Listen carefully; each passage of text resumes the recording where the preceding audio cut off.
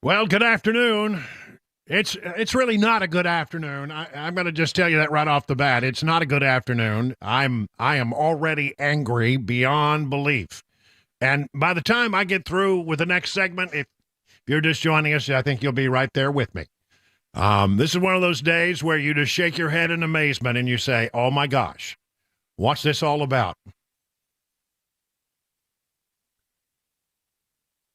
Yes, folks. The report from the special counsel that looked into how Joe Biden mishandled classified documents is out. And no kidding, I'm not making this up. The documents were right there next to the Corvette and other places. Oh, my goodness, this report. We have the executive summary. I have it here in front of me. And as I go through this, I'm gonna read you what the special counsel came up with, and then I'm gonna add my own opinion as we go. Okay, and I'm telling you, at the end of the day, you're going to be furious. From the special counsel, the executive summary starts by saying, "We conclude that no criminal charges are warranted in this matter. And we would reach the same conclusion even if the Department of Justice policy did not foreclose criminal charges against a sitting president." Well, hold it just a minute. The other day, I think we had Trump saying that he thought that, we had Biden saying he thought Trump was the sitting president, right? I mean, am I right about that? I think I am. In fact, I have it right here. Did you see what he recently said about that he wants to see the economy crash this year? Sitting president. He's talking about Trump as if he's a sitting president. So, okay, let's just negate that. No, I continue. Our investigation uncovered evidence that President Biden willfully retained and disclosed classified materials, not just that he had them in a box, that he willfully retained and then disclosed to others who did not have the proper clearances to have that material. Disclosed classified materials after his vice presidency when he was a private citizen. These materials included one, marked classified documents about military and foreign policy in Afghanistan, and notebooks containing Mr. Biden's handwritten entries about issues of national security and foreign policy implicating sensitive intelligence sources and methods. I mean, that's the big sin in releasing information that you're not supposed to release, is that you might reveal sensitive intelligence sources and methods. FBI agents recovered these materials from the garage, the offices, and the basement den in Mr. Biden's Wilmington, Delaware home. However, they go and they tell you, he did it. There's no doubt he freaking did it. But then they just, for the reasons we'll summarize below, we conclude the evidence does not establish guilt beyond a reasonable doubt. Well, help me understand that one. Prosecution of Mr. Biden is also unwarranted based on our consideration of the aggravating and mitigating factors set forth in the Department of Justice Principles of Federal Prosecution. For these reasons, we decline prosecution of Mr. Biden. Classified documents and other materials covered in the case spanned Mr. Biden's career in public life. During that career, Mr. Biden has long seen himself as a historic figure. Of course he is. He's a narcissist. Elected to the Senate at the age of 29, he considered running for the president as early as 1980, did so in 88, 2008, and 2020. He believed his record during decades in the Senate made him worthy of the presidency, and he collected papers and artifacts related to significant issues and events in his career. He used these materials to write memoirs published in 2007 and also to document his legacy and to cite evidence that he was a man of presidential timber. Specifically with regard to Afghanistan, it was deeply important to him. He retained materials documenting his opposition to the troop surge, including, you ready for this, a classified handwritten memo he sent President Obama over the 2009 Thanksgiving holiday, and related marked classified documents. FBI agents recovered these materials from Mr. Biden's Delaware garage and his home in December of 2022 and January of 2023.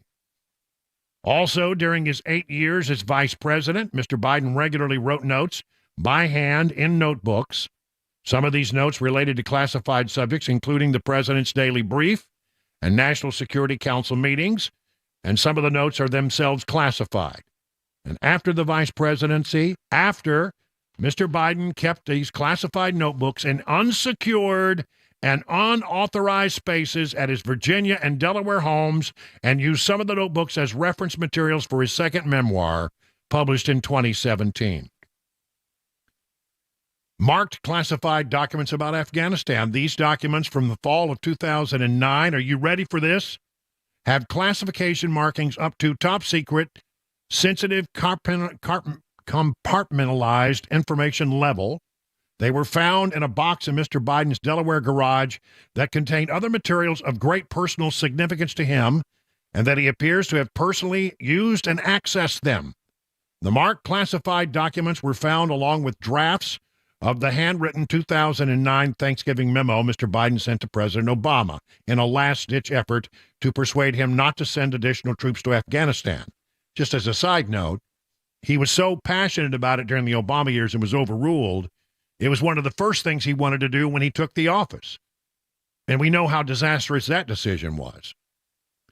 The materials were the proof of the stand Mr. Biden took in what he regarded as one of the most important decisions of his vice presidency. He wrote in 2007 and 2017 memoirs with the help of a ghostwriter. In recorded conversations with a ghostwriter who did not have a classified clearance, about a month after he left office, Mr. Biden said, while referencing that memo, Thanksgiving memo, that he had just found all the classified stuff downstairs. He admitted to his ghostwriter that he knew they were there, that they were classified, and they were downstairs. At the time, he was renting a home in Virginia where he met his ghostwriter to work on a second memoir. Downstairs from where they met Mr. Biden's office, where he stored the papers, he moved out of Virginia home in 2019, consolidating his belongings in Delaware, where FBI agents found marked classified documents about Afghanistan and the troop surge in his garage.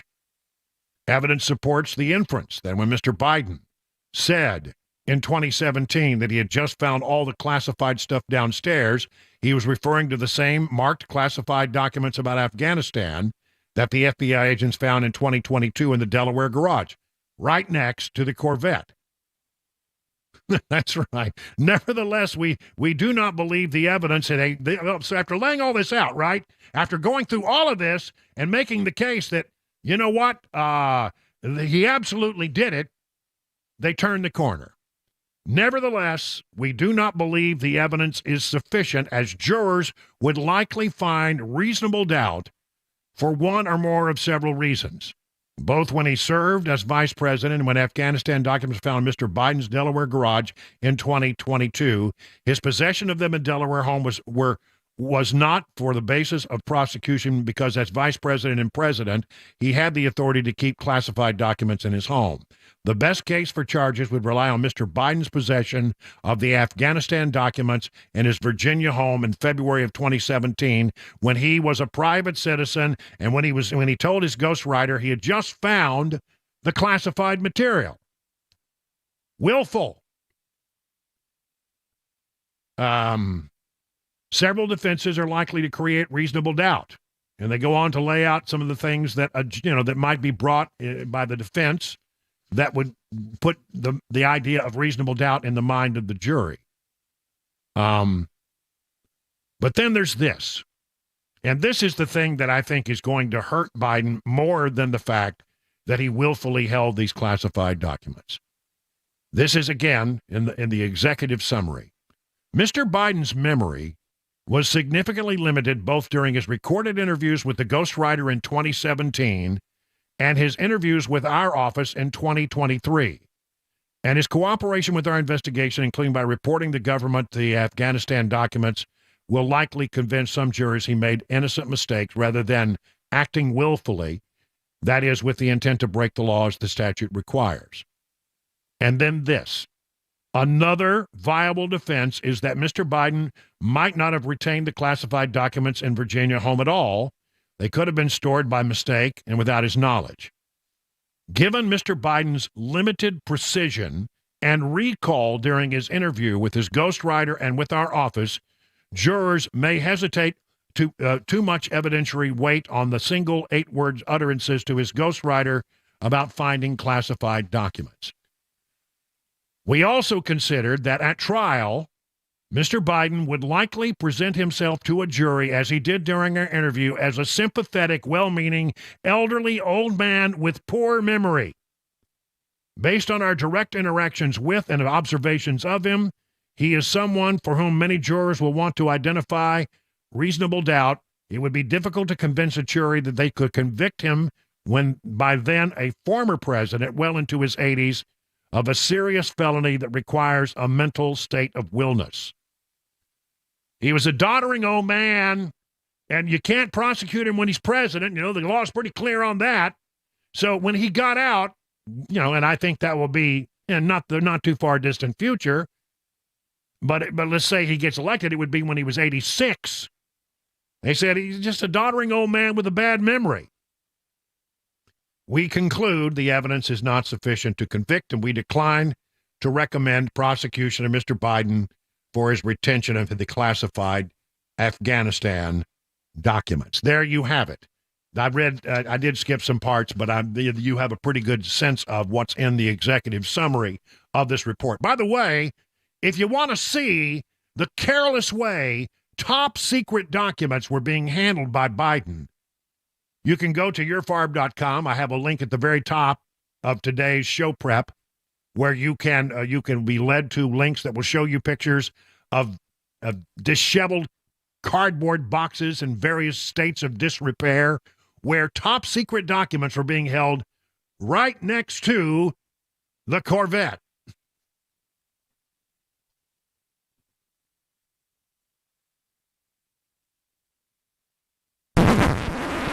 Enough.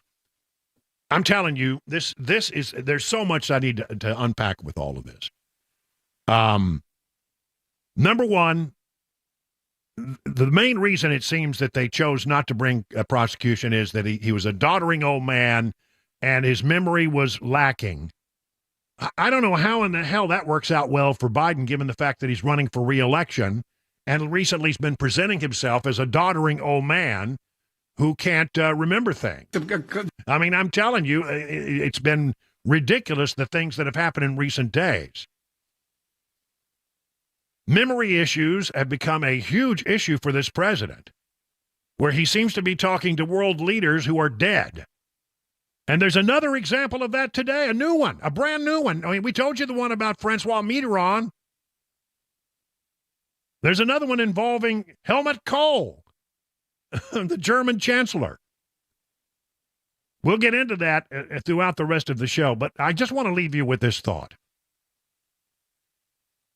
If the special counsel has looked at this matter and say that, yes, there was willful collecting and hoarding of classified documents, they were in places they shouldn't have been. I mean, he was in the garage where Hunter Biden, in his drug-addled state, would have had complete control to them.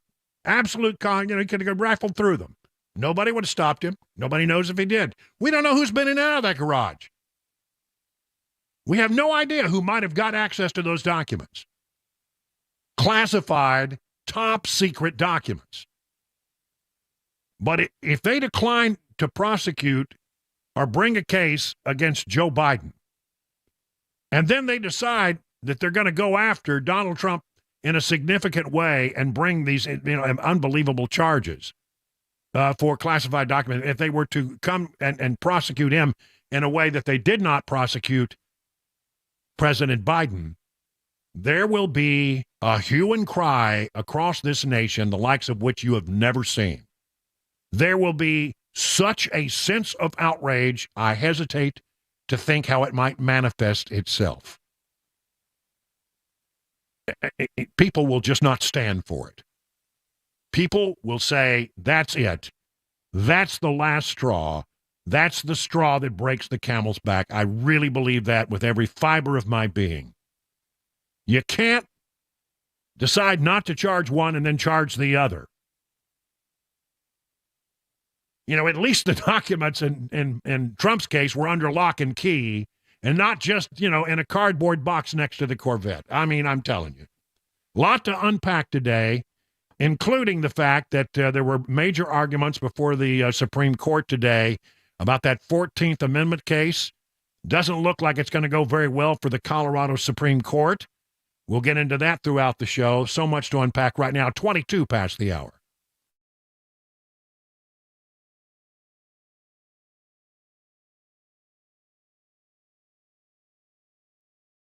Let me tell you about the folks over at Eurofix. You know how good they are. They're good people, completely good people. And have you ever noticed how unreliable things have become these days? Like when someone tells you, oh, your thing that you want, it'll be ready at 4, and then you get there and it's not. People are tired of that kind of stuff. And if you've had that experience with unreliable vehicle repair shops, you ought to try Eurofix. Eurofix really turns unreliable into reliable. And Eurofix has your vehicle ready when it's supposed to be ready, so you don't stand around waiting, tapping your toe. Eurofix repairs all European cars with quality that beats the dealer without dealer pricing, and that's because dealer repair shops are designed to pay virtually all of a dealership's overhead, and that is a lot of money. I mean, why would you want to pay for that? At Eurofix, reliable also means a 3-year nationwide warranty plus a free loaner car with every repair appointment. Make sure you call ahead, as loaner cars are very popular. If you're tired of unreliable repair shops, come to where it is reliable. Eurofix, family-owned for 24 years. Call 844-EUROFIX or visit myEurofix.com. That's myEurofix.com.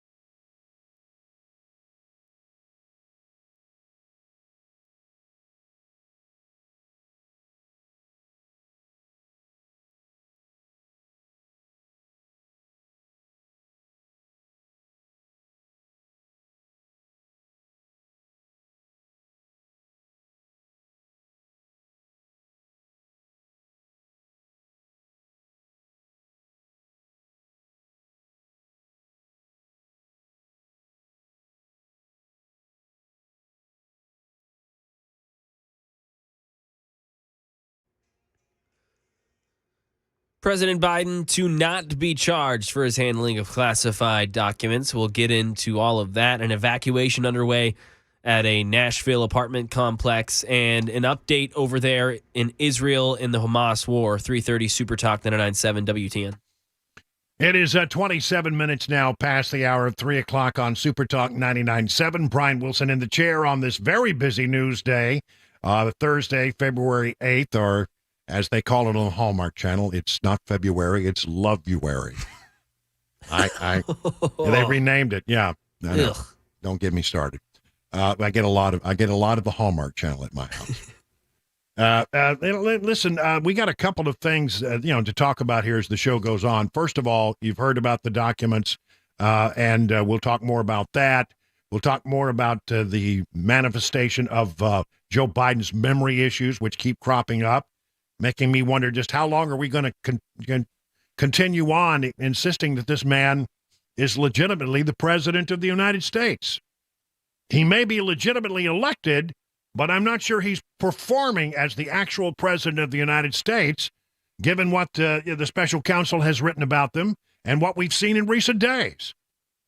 And also, there was a big argument before the High Court today, Supreme Court of the United States, looking at that question of whether or not Trump could be taken off of the Colorado ballot because of the 14th Amendment. It did not go well for the Supreme Court of Colorado. There's no final ruling, but man, tough questioning, and we'll get into that coming up in the 4 o'clock hour. So there's an awful lot going on here today. I mean, I got some days you come in and you start getting ready for the show and you say, well, it's a little thin today.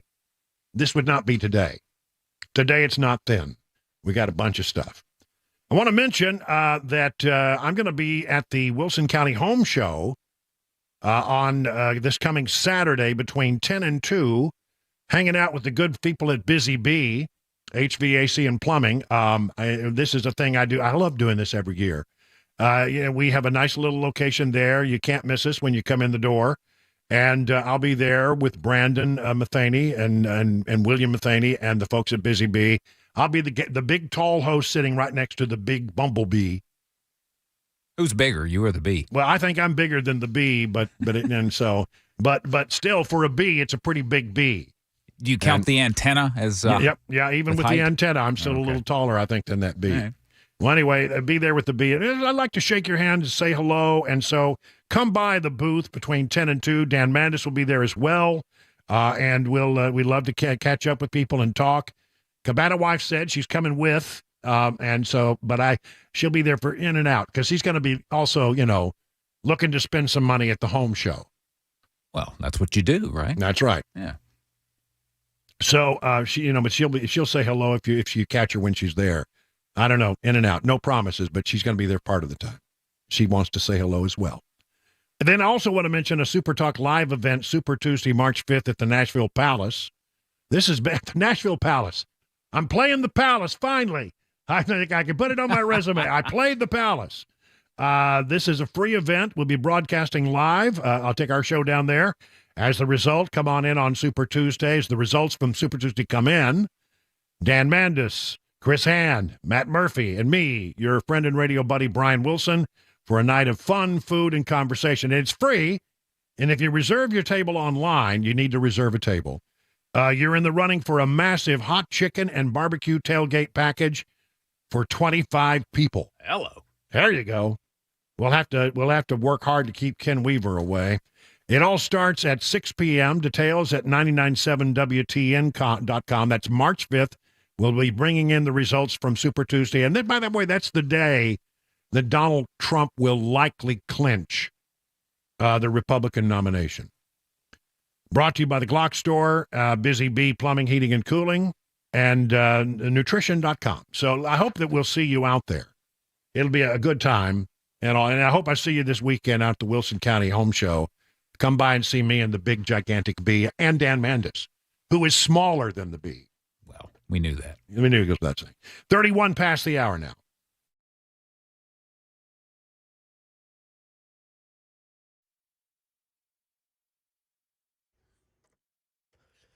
"31 minutes after the hour of 3 o'clock. I'm Mac Maury with your top story. 63 degrees in Nashville. Weather forecast, traffic report on the way in 5 minutes. Special counsel Robert Hur will not charge President Biden for his handling of classified documents while out of office as a private citizen, despite finding evidence that Mr. Biden, quote, willfully retained materials. Karen Travers has reaction from President Biden. President Biden says in a statement he's pleased the special counsel reached the conclusion he believed they would all along, quote, that there would be no charges brought in this case and the matter is now closed. He said he cooperated completely, threw up no roadblocks and sought no delays, a veiled swipe at former President Donald Trump and how he has handled the investigation into his handling of classified material. President Biden says, quote, over my career in public service, I have always worked to protect America's security. I take these issues seriously and no one has ever questioned that. Right now in Tennessee, an evacuation happened today at Arrive Bellevue Apartments due to a gas leak.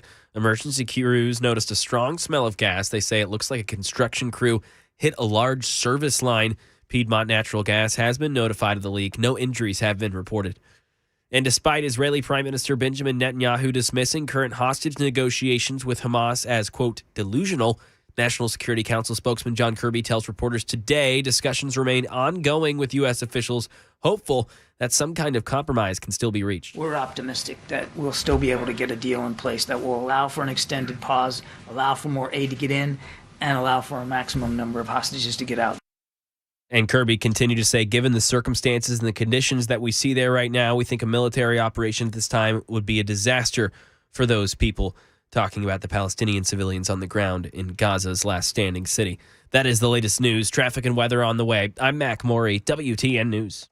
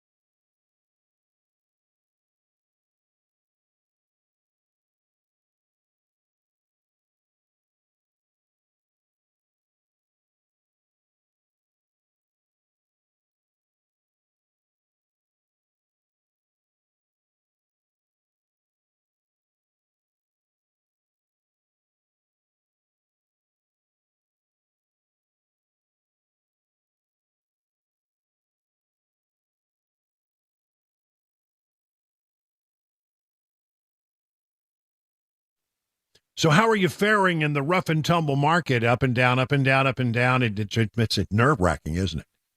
The experts at Beacon Capital Management understand it can be a little scary, but they have a plan to help you assess where you are and then make any mid-course corrections that might be needed so you will be where you want to be when it's time to retire.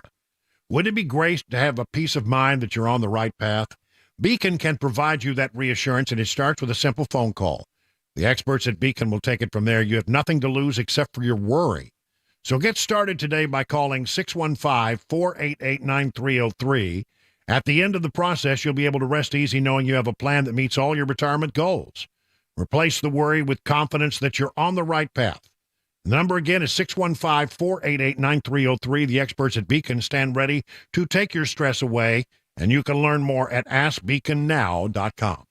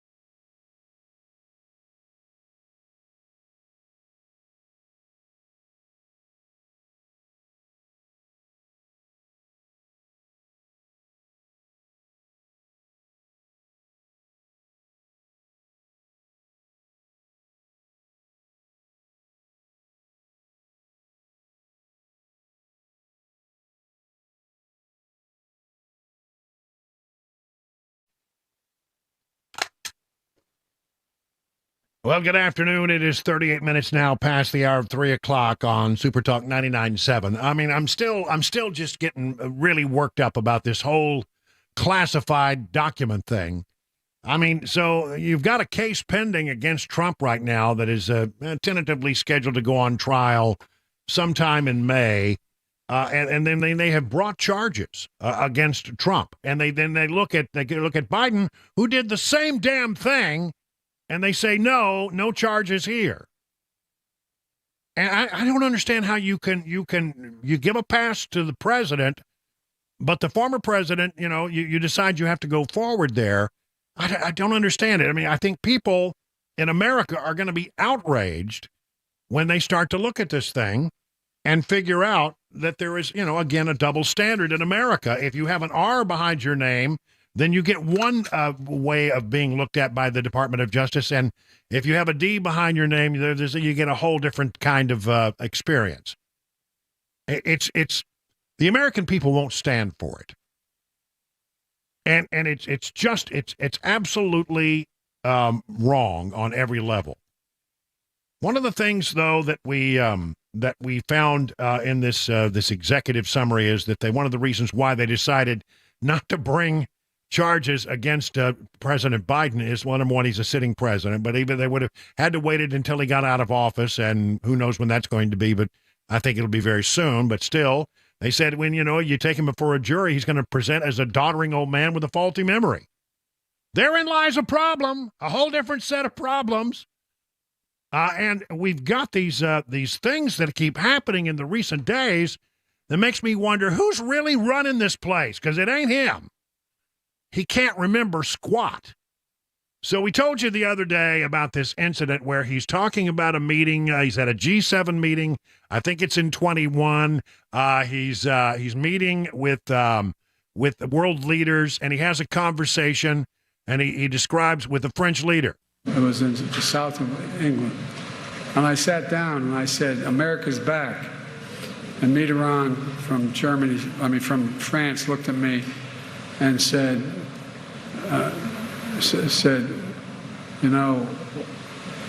why, how long are you back for? All right. So the problem is that, first of all, he couldn't remember who he was talking to. Was it from France or Germany? Hold on to that thought. But then he kept talking about this conversation he had with Francois Mitterrand, who died in 1996. The French leader that he was talking to was President Emmanuel Macron. So, everybody said, how does he not know the difference between Emmanuel Macron and Francois Mitterrand, who is actually dead?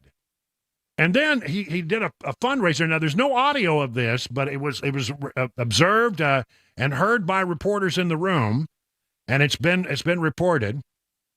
The most recent slip-up, this is from Fox17.com, ultimately from the news desk. The most recent slip-ups involve Biden's mixing up of the European leaders with past officials. On Wednesday, Mr. Biden twice appeared to mix up late German Chancellor Helmut Kohl with former Chancellor Angela Merkel, while talking about a conversation he had again in 2021 at that G7 meeting. Now, Helmut Kohl has been dead since 2017. The conversation, if he had it at all, was with Angela Merkel, who's no longer, by the way, the Chancellor of Germany. An NBC poll released Wednesday found 76% of voters had major or moderate concerns. Moderate? How could it be moderate? About Biden and his necessary mental and physical health to be president for a second term. Biden's age has been an issue he has confronted directly and tried to overcome by asking voters to count on his experience and what he has been able to accomplish as president. The questions continue to pop up anytime he makes a mistake while speaking or appears frail. How in the world can you, on one hand, say to the American people, as the special prosecutor did today, he presents as a doddering old man who can't remember stuff, and then go out there and campaign as, well, I'm going to be I've got my crap together. You just sit back and watch. That's what he always says. You just watch me. Well, that's the problem. We have been watching him. And it's very concerning what we continue to see out of this president. This is not okay. On any level, this is not okay. The man is not up to the task of currently being the president of the United States. Now, that's the really bad news. The even worse news is that if they were to remove him from office, we would get President Kamala Harris. There are no good outcomes here. The best we can hope for is that we hold on, and hopefully there are no major crises between now and Election Day, and that Donald Trump becomes the president once again. That is the best we can hope for, because all the other options are bad. Americans understand. I mean, our emperor has no clothes. Nobody wants to talk about the obvious fact that this man cannot possibly have the mental capacity to operate at a high level each day that is required to be the president of the United States. He doesn't know who he is, where he is, what's going on, who he talked to, when he talked to them. I live in mortal fear. I do. I swear I God. I live in mortal fear. It's the thing that keeps me awake at night, is that this guy is going to have to make a crucial national security decision at some point when the staff is not around. They're going to call him, there at the White House, over in the living quarters, some night at 2 o'clock, Mr. President, blah, blah, blah, blah. This has just happened. We need a decision. What would you like to do? Do you trust him to make a good decision at 2 o'clock in the morning?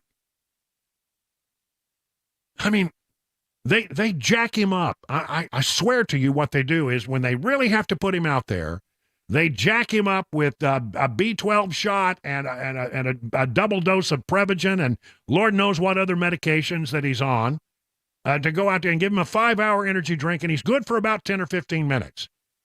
And then you can see it starts to wear on him, and he starts to make mistakes, and he starts to stumble. It's a joke if you think that this man is truly in charge of our country. He's not. He's not up to it. He is like your doddering old grandpa who can't remember. His stories are now all getting foggy. And he mixes up names and he conflates things. And again, the special counsel said, we talked to him and he couldn't remember squat. He couldn't even remember what years he was vice president, according to the special counsel. It's very concerning. Very concerning. Here we go. Washington Times. President Biden raised more questions this week about his cognitive abilities after a series of jarring public appearances in which he twice claimed to have had recent conversations with long-dead world leaders. Oh, and there was this other one. He forgot the name of Hamas. He was having a press conference. He said it. Then he announced he was going to have a press conference. He said this on Tuesday. I'm going to talk to you on Thursday. They had to walk that back. They don't dare want to put him out in front of the press corps right now. He's not having a good day. These are the latest in a long string of mental missteps by Mr. Biden, who is 81 and is the oldest commander-in-chief in U.S. history. His frequent mental miscues have sparked widespread voter concern as he seeks a second term in the White House. If Mr. Biden is reelected, he will be 86 at the end of his second term. An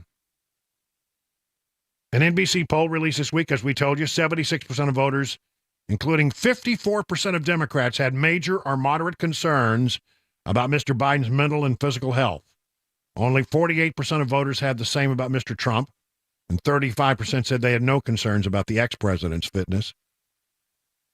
She was asked about this the other day, Karine Jean-Pierre, and see if I can pull this up out of my file, out of my archive. This was pretty good. We got KJP. This was I know I've got it. Was asked about this, talking about whether or not how do you feel about this fact that he forgets things. Got in with Peter Doocy. Here it is. She got into it with Peter Doocy, who asked a pretty good question. How is President Biden ever going to convince the 3/4 of voters who are worried about his physical and mental health that he is okay even though in Las Vegas he told a story about recently talking to a French president who died in 1996. I'm not even going to go down that rabbit hole with you, Why- sir. What is We're the going to rabbit hole? Go ahead. He said go he ahead. talked to Mitterrand. Go ahead. in- You saw the president in Vegas, in California. You've seen the president in South Carolina. You saw him in Michigan. I'll just leave it there. Yeah, Go see, ahead. I'm not going to go down that rabbit hole with you, Peter Ducey. But today, she was a little more circumspect. Just really want to make sure that we get that we understand why the reason he was telling that story. And look, look, as it relates to the names and what he was trying to, say. Look, many people, elected officials, many people, they can misspeak sometimes, right? Boy, that just inspires confidence, doesn't it? I mean, it sounded like she was having mental issues, cognitive issues. She couldn't even put a sentence together there. She's trying to defend the indefensible, and that's why she's having such a hard time. Pray for this country. Pray that we get through this dangerous time. I mean, we're going to be talking in a bit about how there are now 30,000 people in this country who were apparently at some point on the terrorist watch list, came in across the border. And in this dangerous time on the world stage where things are very difficult in the Mideast, China is acting up, Putin is acting up, Iran is trying to challenge us and kick us around. It's a dangerous time to have a president who can do is say, well, sometimes people misspeak. Yeah, but, when your grandpa misspeaks, you just sort of say, oh, grandpa, he's sort of losing it. You just sort of laugh. But this isn't funny. This man is in charge of our nuclear weapons. This man is our commander-in-chief. This man is supposed to be the leader of the free world, and he can't remember when he was vice president. He can't remember conversations that he had with world leaders just a couple of years ago. It's more than misspeaking. This man doesn't have a working frontal lobe. And we should be very afraid. Pray that we get through this difficult time. 51 past the hour of 3 o'clock.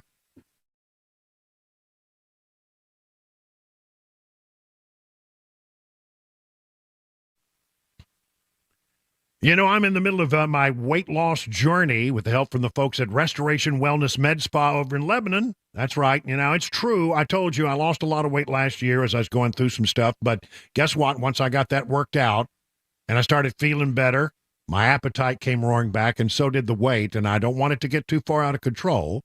Now, the truth is, I've never taken on a weight loss client before, ever.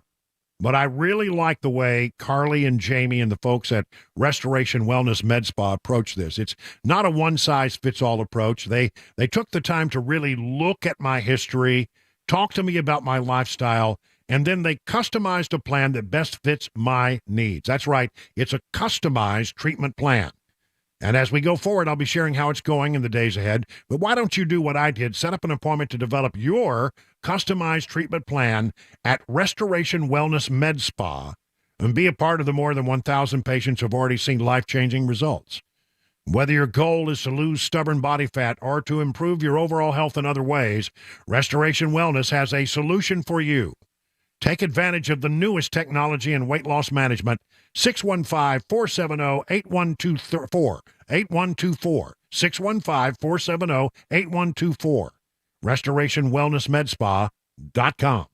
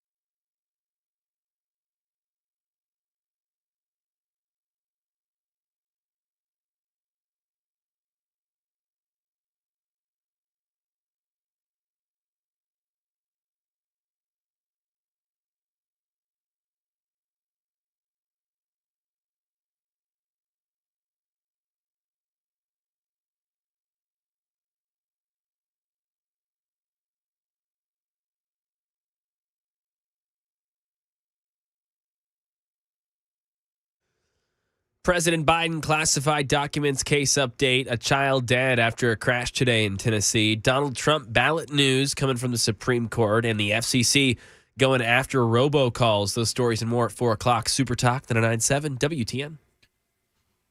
It is 57 minutes now past the hour of 3 o'clock on Super Talk.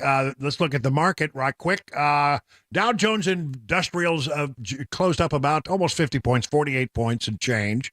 The S&P went above the 5,000 mark today briefly, but then pulled back just a little bit. It is up about 2, and then the NASDAQ is up 37. All screens are green. Let's find out what's driving the market and what else is going on out there with regard to the economy. Check in with John Maxson over at Beacon Capital Management. Good afternoon, John. Hey, good afternoon, Brian. Yep, a historic day. S&P did cross that 5,000 mark, but it did, like you said, it closed just a bit below that. Market seems pretty cautious as we got a jobless claims report that the Fed's going to be paying really close attention to that was a little hotter than it would have expected. And again, we had another Fed official come out today and put a little damper on the market's expectations of their hopes for an interest rate cut. So, we've got a bunch of earnings reports, some positive news there. About 75% of the companies that have reported earnings so far, like Disney and others, have beat their expectations. But tomorrow, there's a really key report the market and really the Fed's going to be paying attention to. The CPI report is going to be revised, so they're going to be watching that really closely. All right, thank you, John. And find out all the things that John and the other fine folks at Beacon Capital Management can do for you as you prepare for retirement by going to the website, askbeaconnow.com. It is 58 minutes past the hour. Coming up, big arguments before the High Court with regard to that 14th Amendment case that has to do with Donald Trump. We'll get into that. It was not a good day for the Colorado Supreme Court. We'll explain.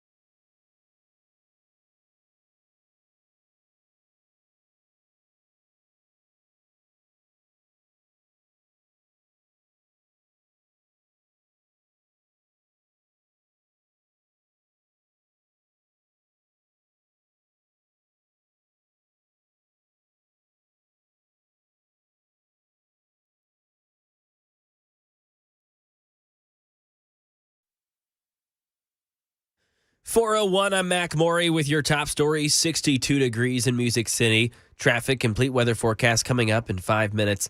Some new information on the President Biden classified documents case. Michelle Franson. President Biden speaking to House Democrats in Virginia today, gathering for their annual caucus conference and responding to the special counsel's final report on his handling of classified documents. The president says he cooperated in the probe. I was pleased to see they reached the conclusion I believed and knew all along they would, that there are no charges should be brought in this case. No criminal charges, but special counsel Robert Hur did conclude Biden willfully retained materials after leaving office as vice president. ABC's Jonathan Karl on Biden's reasoning for having the documents. He retained them essentially to write 2 different books and to document his legacy. This is from the report. He used these materials to write memoirs published in 2007 and 2017 to document his legacy and to cite as evidence that he was a man of presidential timber. A fatal crash in Tennessee. A North Carolina boy is dead after being hit by a tractor trailer today on I-40 West. This afternoon, 2 boys, ages 10 and 11, were thrown out of a vehicle during a rollover crash. THP confirmed the 11-year-old boy died in the incident. He was not wearing a seatbelt. And according to the preliminary report, 36-year-old Carixa Lux Espanza Valdez of North Carolina was driving the Subaru and has pending charges. Both Valdez and another passenger, Douglas Moises Lopez Castillo, 37, was also injured. Multiple troopers are investigating the incident. That left lane of I-40 West has been reopened, and this happened around mile marker 252. The Supreme Court appears poised to strike down the ruling that Donald Trump should be kept off the ballot in Colorado because he violated the 14th Amendment's disqualification clause. Here's Stephen Portnoy. Why should a single state? Liberal Justice Elena Kagan said she worried about a single state deciding who's eligible to be president. It's a point that was echoed by the court's conservatives. If Colorado... Chief Justice John Roberts said he's concerned about a tit-for-tat if Colorado's ruling stands. Surely there will be disqualification proceedings on the other side. Why would... Justice Ketanji Brown Jackson said she was troubled that Donald Trump's former office isn't specifically mentioned in the 14th Amendment. The president is not there. And the Federal Communications Commission today outlawed robocalls that contain voices generated by artificial intelligence. Decision that sends a clear message that exploiting the technology to scam people and mislead voters won't be tolerated. The unanimous ruling targets robocalls made with AI voice cloning tools under the Telephone Consumer Protection Act. It's a 1991 law restricting junk calls that use artificial and pre-recorded voice messages. That's the latest news. Traffic and weather on the way. I'm Mac Morey, WTN News.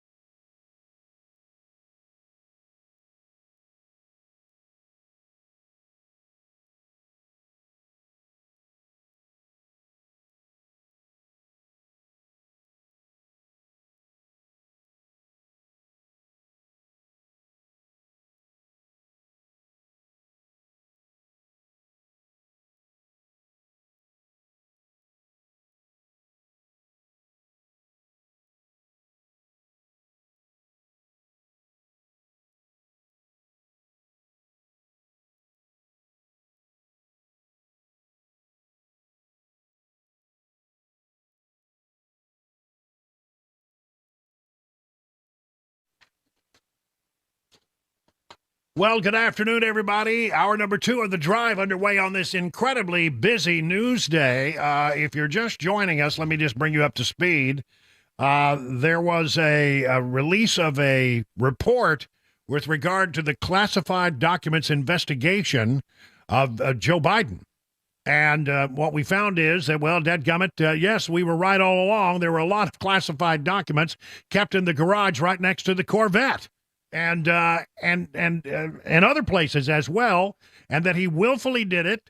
I've been going through this executive summary. It is just mind-blowing how much he knew, and yet no charges will be brought against the current president of the United States. One of the reasons why, well, they say, well, if you took him to trial, he would present to the jury as a doddering old man, I'm paraphrasing, a man who had a limited memory and couldn't remember things precisely. And they didn't think that a jury would convict.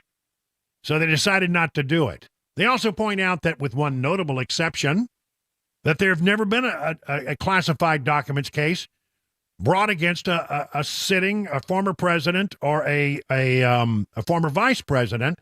Of course, we do have a case pending against Donald Trump, which it may go to trial in May. It's outrageous. So that's one story, but it's by far not the only big story going on today. Today in the High Court in the land, the Supreme Court in Washington, D.C., heard arguments about this 14th Amendment case. You know, the Colorado Supreme Court has ruled that Donald Trump cannot be on the ballot there, that he's an insurrectionist, and there the 14th Amendment has said that he cannot serve. He cannot run again, and therefore they took him off the ballot. It is among one of the weakest legal arguments, and it's actually, let's be honest with it, the Colorado Supreme Court is made up all of Democrat appointees. This was a political decision. It was a close decision by the court anyway, but it was a political decision, not a good legal case. Many, many other states around the country have looked at this and have rejected the argument out of hand, saying the 14th Amendment, Section 3, does not relate to this case, does not relate to a president. But because the Colorado case was there, they took it to the High Court today, and the folks who were arguing on behalf of the Colorado Supreme Court got their butts handed to them by a bunch of skeptical justices, including the 3 liberals on the High Court.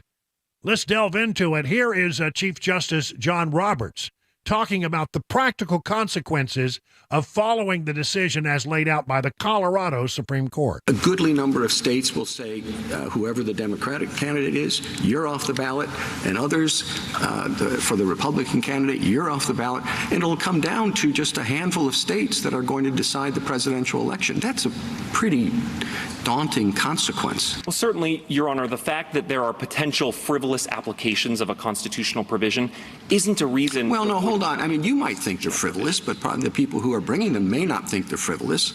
Insurrection is a broad term. All right, so there's that. Then Neil Gorsuch really laid into Jason Murray, who was arguing on behalf of the Colorado Supreme Court, among others who were arguing that side of the argument. Neil Gorsuch really took him to task. You say he is disqualified from holding office from the moment it happens. Correct, but nevertheless... So it operates, you say that there's no legislation necessary. I thought that was the whole theory of your case. And no procedure necessary. It happens automatically. Well, certainly you need a procedure in order to have any remedy to enforce the disqualification, which is That's a whole separate question. That's the de facto doctrine. It doesn't work here. Okay, put that aside. He's disqualified from the moment. Self-executing. Done.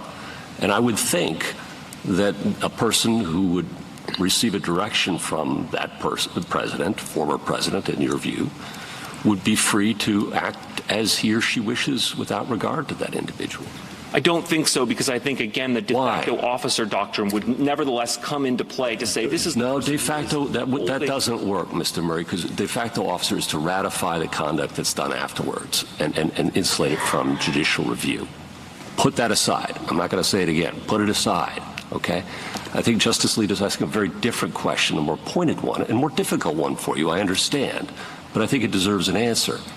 On your theory, would anything compel a lower official to obey an order from, in your view, the former president? I'm imagining a situation where, for example, a former president was, a president was elected and they were 25 and they were ineligible to hold office, but nevertheless they were put into that office. We're talking about Section 3. Please don't change the hypothetical, okay?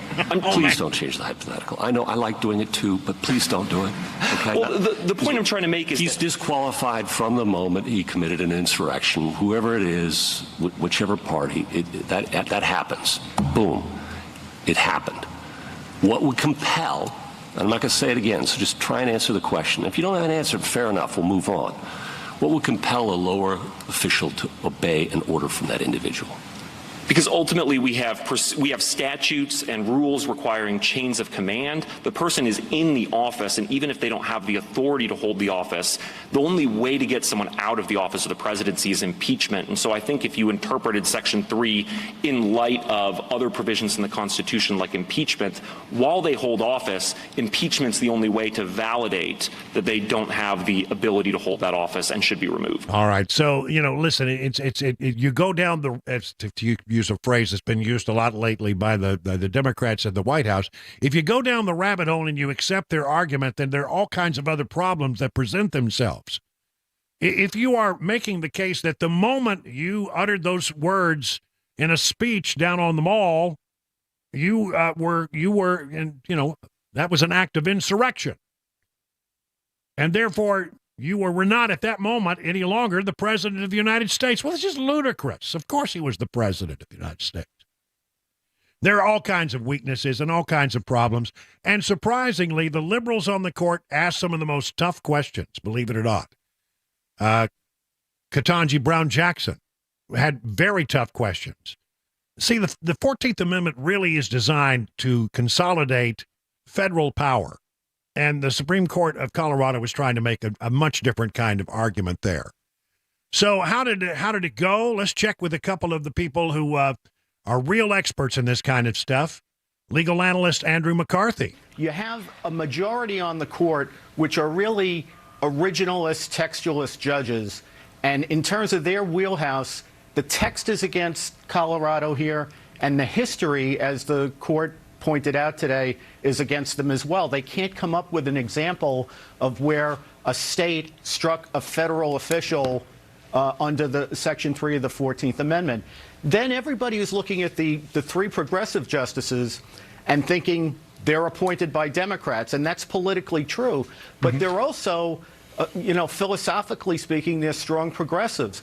Overall, the 14th Amendment is very important to the progressive justices, and in order to find for Colorado here, they would really have to detract from what the theory of the 14th Amendment is, which is to centralize power federally. All right. So, I mean, there wasn't anybody out there who seemed to be accepting of the arguments today. Jonathan Turley is another legal analyst, and here's his thoughts. It was a very difficult argument for Jason Murray, who took the brunt of these questions, and he was running the gauntlet. I mean, justices were lining up to hit him with very tough questions.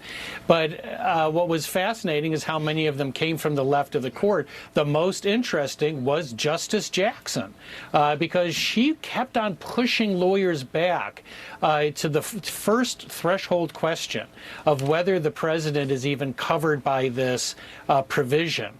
And she wouldn't let that go. She kept asking about it. And this was the moment the Supreme Court was designed for. It was designed to be able to bring clarity and maybe even unanimity to these questions. You know, I presented this case to my Supreme Court class just yesterday, and many of those students don't like President Trump, but they still wrestled with the very same questions that were raised by Kagan and by Jackson. Those questions are obvious. What was really surprising is that Murray didn't have much of an answer for this parade of horribles as they pushed him to the edges. They pushed him towards the end of the map. He had a real hard time, and in some cases he made some small concessions that I think will be repeated in the opinion. All right, so what's going to happen next? Well, it seems I think it's entirely possible that it will be a unanimous decision by the High Court against the Supreme Court of Colorado. Maybe it's 8-1, but I think it's going to be unanimous. it was a ludicrous argument to begin with, and many, as I said, many states have considered it and have rejected it out of hand. Colorado is the case that made its way to the high court. So we'll see, exactly what happens. It will be an expedited decision. We will not wait till the end of the term to hear this.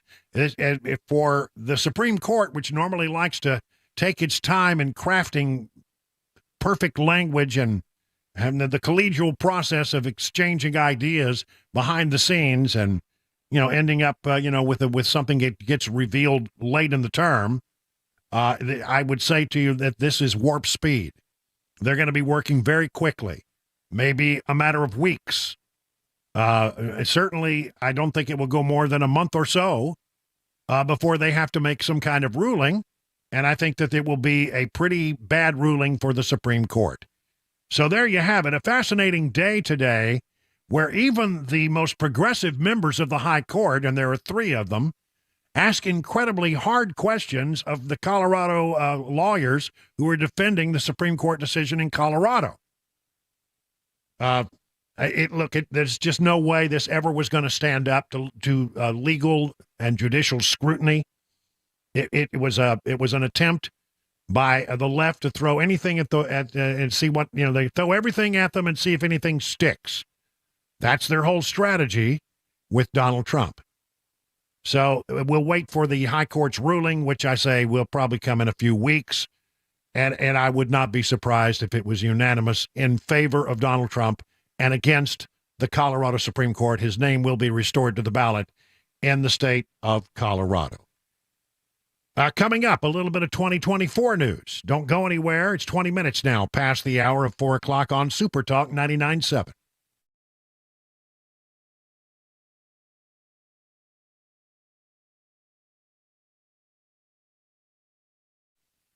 All right, Valentine's Day is just around the corner. What is this, the 8th? Tell you what, you got about 6 more days, something like that. If you're looking for the most thoughtful, most romantic gift for the one you love this Valentine's Day, I've got 2 words for you: Genesis Diamonds. Maybe it's a simple pendant, or maybe it's an exquisite, one-of-a-kind designer ring. Genesis can help you pick out a memorable and special piece of jewelry for the occasion. And to make it even sweeter, from now until Valentine's Day, whether you spend $199 or $199,000, Genesis will give you some chocolates, fresh flowers, and dinner out at no charge. It's a great deal, guys. It's one-stop ultimate Valentine's experience. When you buy any piece of beautiful jewelry, they will give you some beautiful flowers from Jenny's Florist, some yummy chocolates, and a gift card for dinner at STK Steakhouse. And that's swank, I'm telling you. So stop wasting your time. Get to Genesis Diamonds. They've got a spectacular collection of memorable romantic gifts, and you are going to find exactly what you're looking for, and they're going to throw in chocolates, flowers, and dinner out at no extra charge. Happy Valentine's Day from Genesis Diamonds, 2 locations, Green Hills and Cool Springs.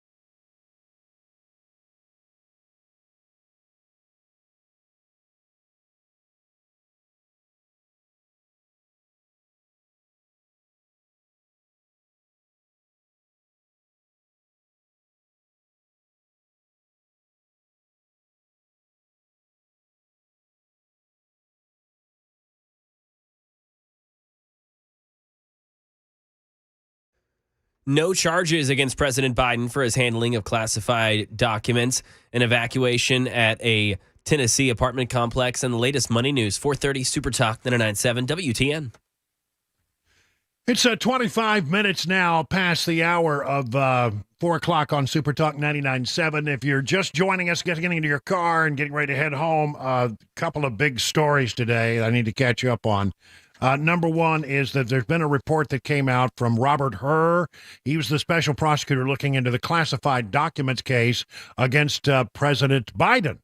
Now, the question was, were they going to bring charges? And the short answer is no, even though they found that he willfully collected documents and he shouldn't have done it, and that he was aware that he shouldn't have done it, and was aware that he had classified documents. But they decided not to prosecute him. One of the main arguments was, well, we couldn't prosecute him until after he left office, because you can't prosecute a sitting president. And so if we were going to do that, then we'd probably have a doddering old man who would not have a good memory.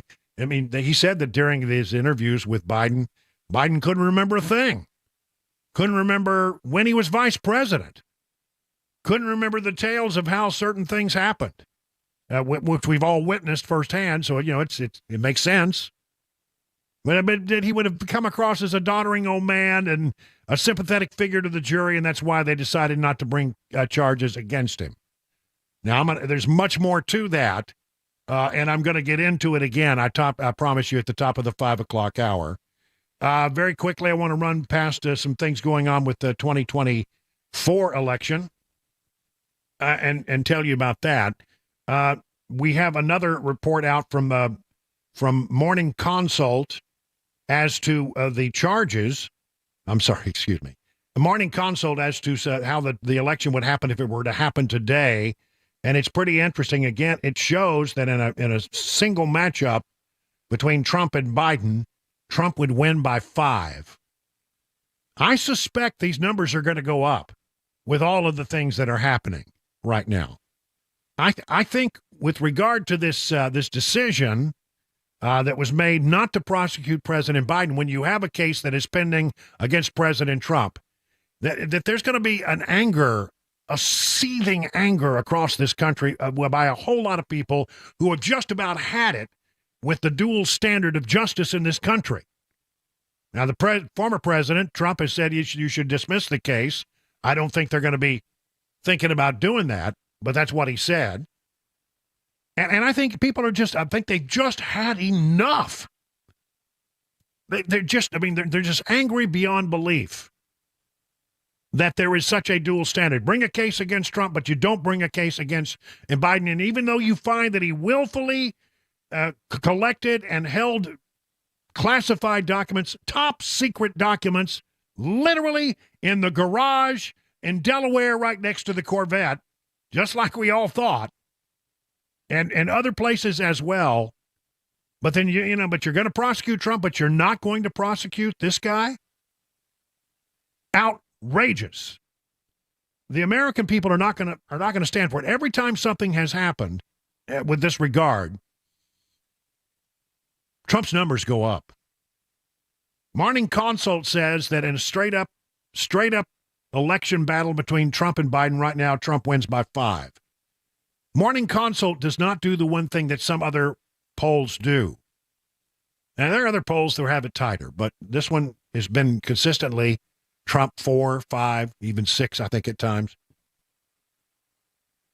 And what they do not do at Morning Consult is they do not figure the 4-way race. I think Marianne Williamson got out today. Nobody noticed, but she got out. But what they often do is when you say, okay, well, what if it's a race involving 3, 4, 5 people, and it could well be that. And each and every time you ask that question, almost always, almost universally, it hurts Biden a lot more than it hurts Trump.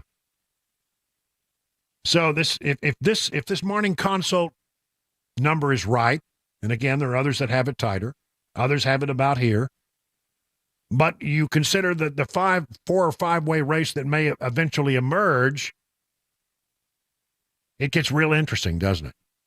because it almost always takes away from Biden and not from Trump, and Trump does better.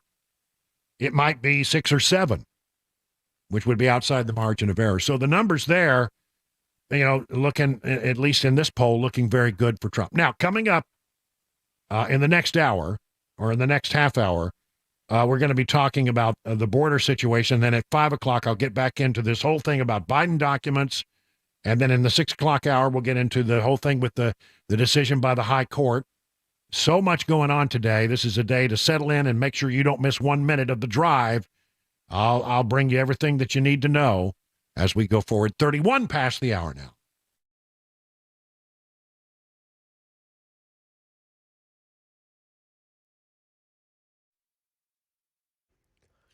.431, I'm Mac Maury with your top story. 60 degrees, a little cloudy in Nashville. Forecast traffic report just ahead.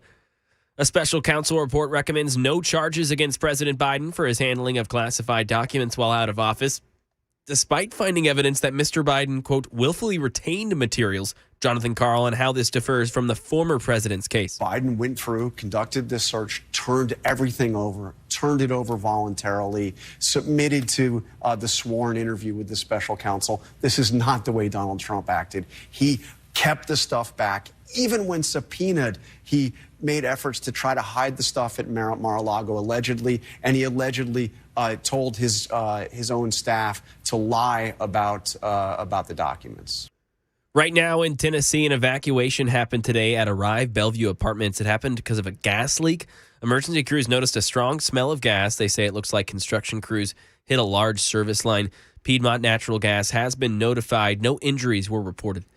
And now over to some money news. Here's Derek Dennis. Stocks held record levels. The Dow closed up 49 points and the S&P added 3 for the day, both closing in record territory while the Nasdaq rose 37. The Walt Disney Company jumped nearly 11.5% a day after stronger than expected earnings. Disney is the parent company of ABC News. A strong jobless claims report helped the markets along. It showed the number of workers who filed for benefits last week fell by 9,000 to 218,000. Claims have remained at historically low levels despite efforts by the Fed to cool the economy. Inflation is nearly back to the 2% target rate, and Americans, from traders on Wall Street to businesses on Main Street, not to mention the home buyers, are waiting on the Fed to cut interest rates, but so far it's opting to hold. Several central bankers say it's because the economy appears to be so strong, there is the risk that price increases could re-accelerate. That was Daria Albinger reporting. That's the latest news. Traffic and weather on the way. I'm Mac Maury, WTN News.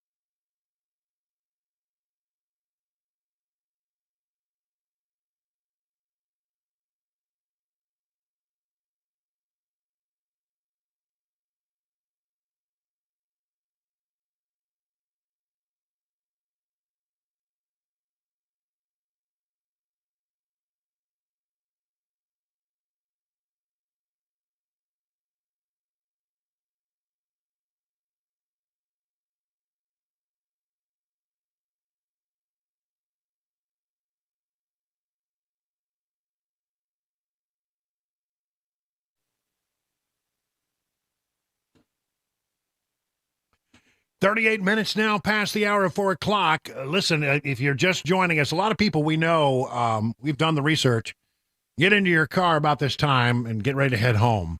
And so you may not be aware of all the things that have been happening today, and we're going to be all over it. Just a couple of stories that I want to bring you up to very quickly, and again, we'll go into greater detail as the show progresses, so a good day to hang around. There was arguments before the High Court with regard to the 14th Amendment case. It did not go well for the Colorado Supreme Court. Although a decision has not been made, there was great skepticism among virtually every justice in the High Court, including the progressives, about the argument that was being made by the Supreme Court to keep Donald Trump off the ballot in Colorado. That's number one. Number two, a report has come down this afternoon with regard to the investigation into the classified documents that Joe Biden had in his possession. There's some that dating all the way back to the time he was a senator. That I don't know how in the world he got out of the skiff with them, but he did. And there were all kinds of documents. And literally, I'm not making up. They were all over the place. They were in Delaware. He had a house in Virginia. He had them there. He had them there everywhere. They literally were in and I'm not making up, dilapidated boxes right next to an empty bucket and a broken lamp. in the garage next to the, you know what I'm talking about. Yeah, the Corvette. That's right. Right next to the, hit it. We need to hear this. That's right. They were right next to the Corvette. So, but they decided not to bring any charges against him. Yeah, he did it. Yeah, it was willful. But he's an old, doddering man, and, we just don't have the heart to bring a case against him. And we don't think the jury would convict him, so we're not going to bring any charges. We declined to bring prosecution. At the same time, of course, there is a case pending against Donald Trump. Donald Trump said, you need to dismiss that case, and I think he's right. I don't think they're gonna. But boy, is there ever a more egregious example of the dual standard we have in our justice system today, where if you have an R behind your name, you get one level of treatment. If you have a D behind your name, you get another level of treatment. And I don't think the American people are going to be very happy about this once they have time to digest this news. So again, we'll get into that, I promise you, in about 20 minutes in a very detailed way as we talk about some of the stuff that's in the report from the special counsel with regard to Biden's classified documents that were, did I mention, they were in the garage right next to the Corvette. Let's talk about some border news in the meantime, and this is another thing that's going to piss you off. I'm sorry. If there are little ones in the car, I apologize. More than 30,000 migrants with possible ties to terrorism or other, quote, nefarious activity were released into the United States in the last 15 months, according to data obtained by the Daily Caller News Foundation.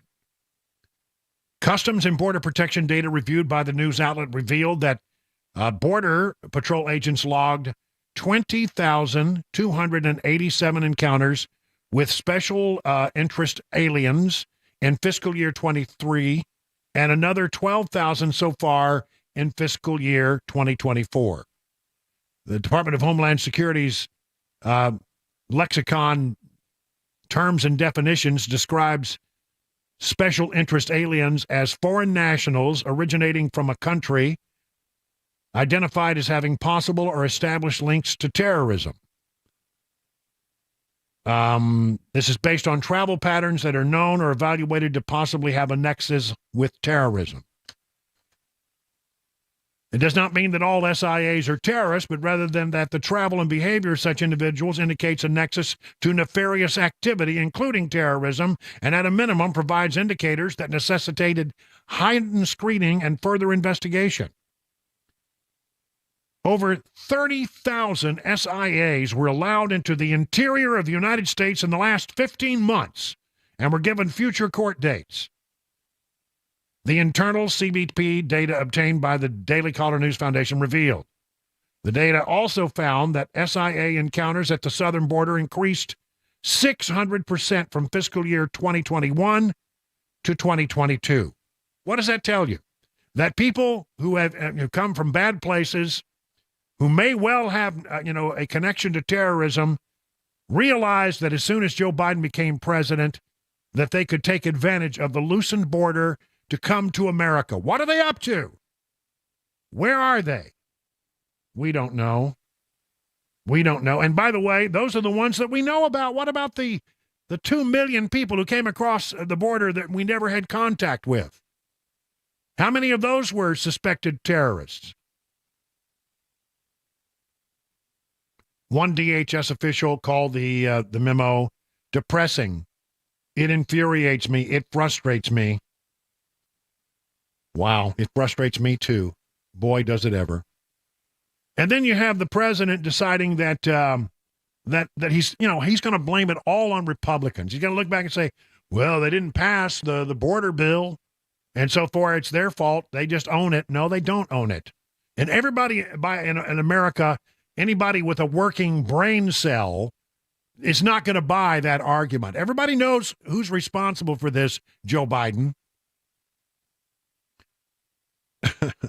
But he's going to try to turn it around, and it's just, that argument is just unmitigated. It really is. I mean, how in the world can you possibly make that argument? Anybody who's been paying even a whit of attention knows what happened. There were, some say, as many as 94 executive decisions made by Biden once he came into office that completely loosened the border and put the handcuffs on the Border Patrol and ICE so that they cannot do their jobs. All that needs to happen here is a snap of the finger, a phone call, maybe a couple of signatures, and we go back to being exactly where we were before, in a much better position. Perfect? No, but better, way better, way better. So Biden is claiming 3 years of border chaos on the recent actions of the House of Representatives to decline and the Senate to pass the border bill. It was a bad bill, and they were right to decline it. And then now the White House is making noise as if they're going to take their ball and go home. This really hacks me off. The White House on Thursday announced that U.S. Immigration and Customs Enforcement will soon be forced to reduce operations at the southern border due to a lack of funds. Press Secretary Karine Jean-Pierre told reporters that because Republicans have not passed the bipartisan border security agreement with funding for Israel and Ukraine, the administration is left with no choice but to pull back from the border. We're going to have to pull back, and it's their fault. That's. Oh man, do I want to say the word? Also, because congressional Republicans are choosing partisan politics over national security and refusing to pass the bipartisan national security agreement, then we're going to have to pull back, reduce operations along the border. Well, that's fine. Get them out of the way. Let the state of Texas take care of it.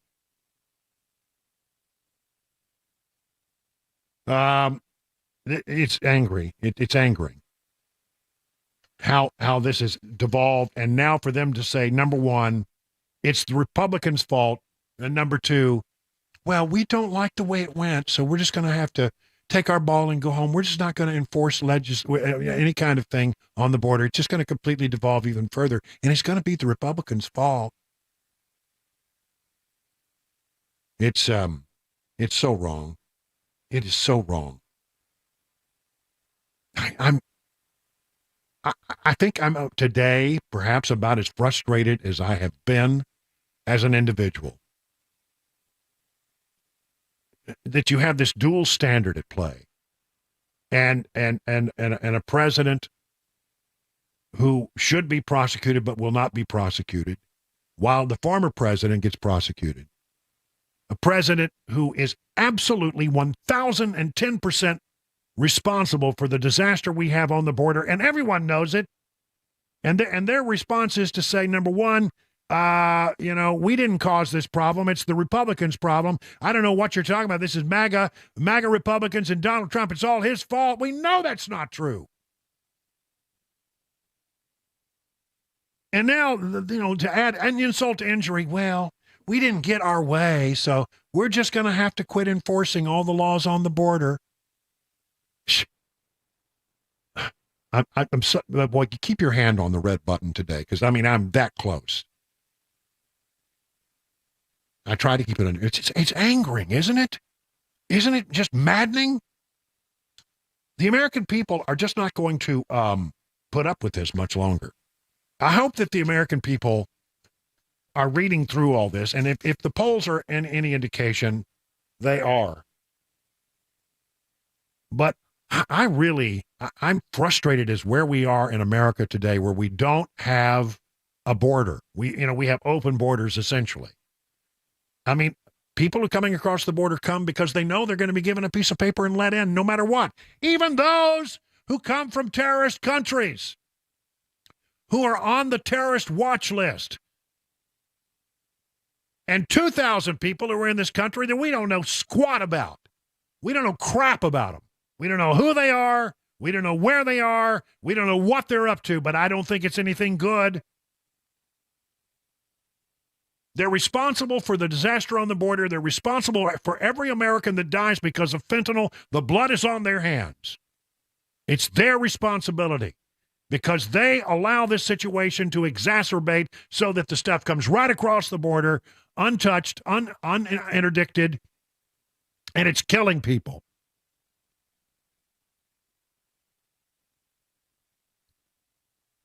And we have no system of justice in America to speak of.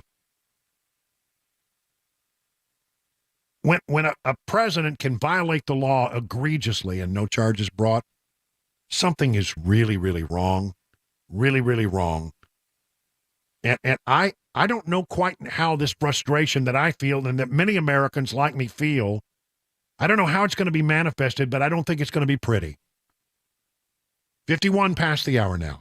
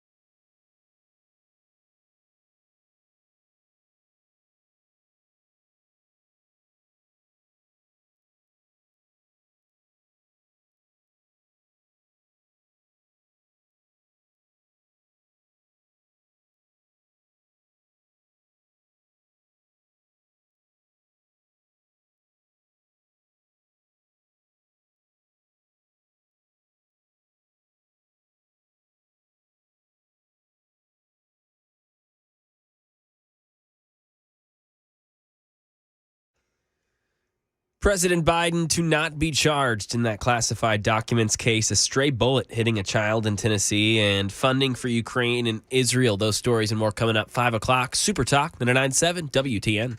Well, listen, coming up in just a moment, the document case against Joe Biden will not be prosecuted, even though there was willful disregard for the law.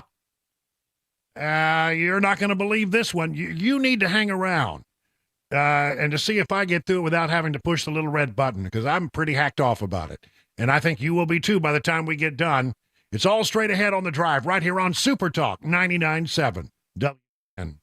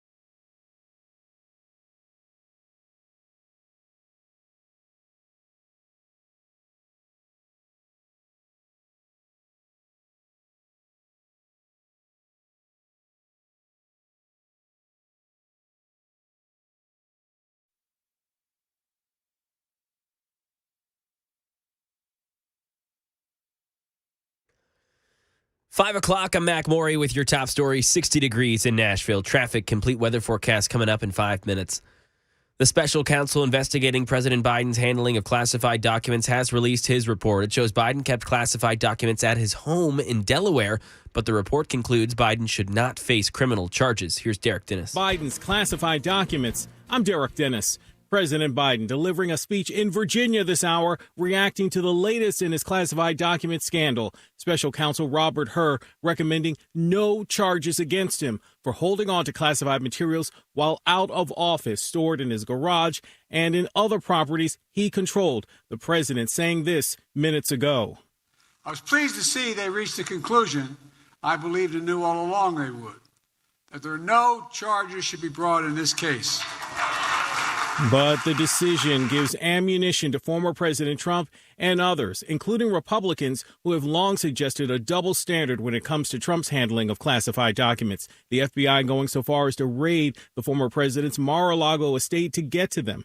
President Biden says his matter is now closed. Right now in Tennessee, a young boy was hit by a stray bullet last night while playing football near the River Park Apartments. That child was hit in the lower extremities and taken to Monroe Carroll Jr. Children's Hospital at Vanderbilt by private vehicle. Police said that suspect fled the scene in a white car and they were speeding. Video footage around that complex wasn't available last night.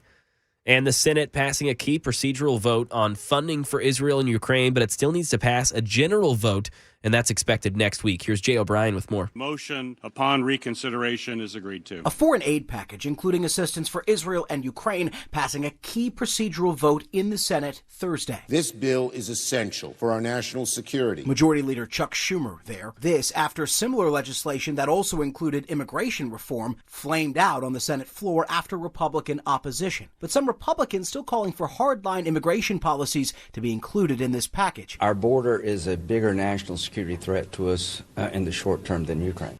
And that is the latest news. Traffic and weather next. I'm Mac Morey, WTN News.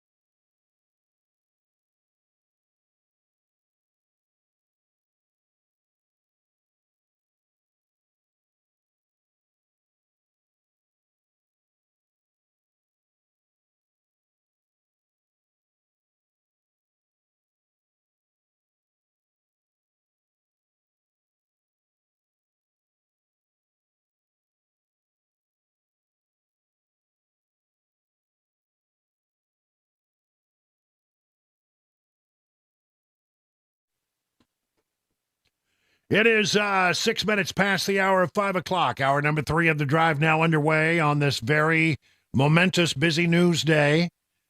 Thursday, February 8th. We're bringing you all the news and information we can. We got a boatload of stuff to talk about here today. So this is a day to settle in. And I've already warned Chris to keep his hand on the red button because this makes me mad. That's right. The Corvette song is back because, yes, I mean, we were sort of half joking, we thought, when we said he stored documents in the garage by the Corvette. Turns out that's exactly what he did. It was right there next to his beloved Corvette in a dilapidated box. Classified documents of the highest order.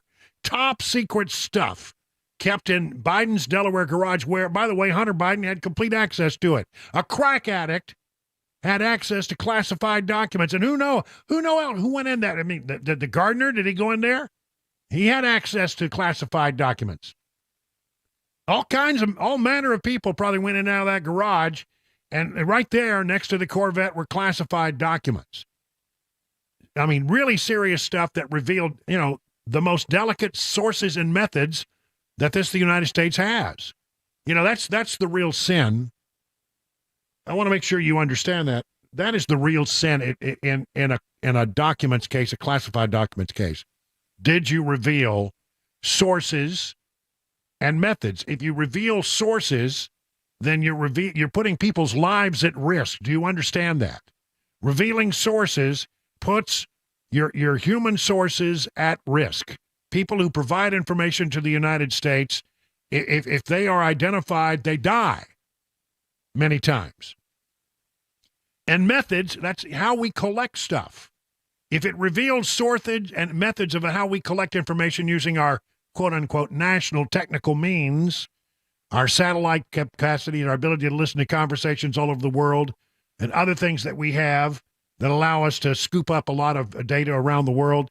If you reveal those kinds of methods, then you're revealing what our capabilities are to the world's enemies. So it's a big, bad, big-ass deal when you reveal sources and methods. And he did. These documents revealed sources and methods. And it was willful. The special counsel, Robert Hur, found that it was willful. There was a willful disregard for the law. And this, I'm reading the executive summary. It goes about, 14 pages, just the executive summary. And they go on and they say, he did this, and he did this, and he did this. He shared classified information with his ghostwriter. And said at one point, he read him notes that he had written, which were from the Situation Room, which should have been classified. And he said, my staff says I'm not supposed to show you this, but I don't agree with my staff.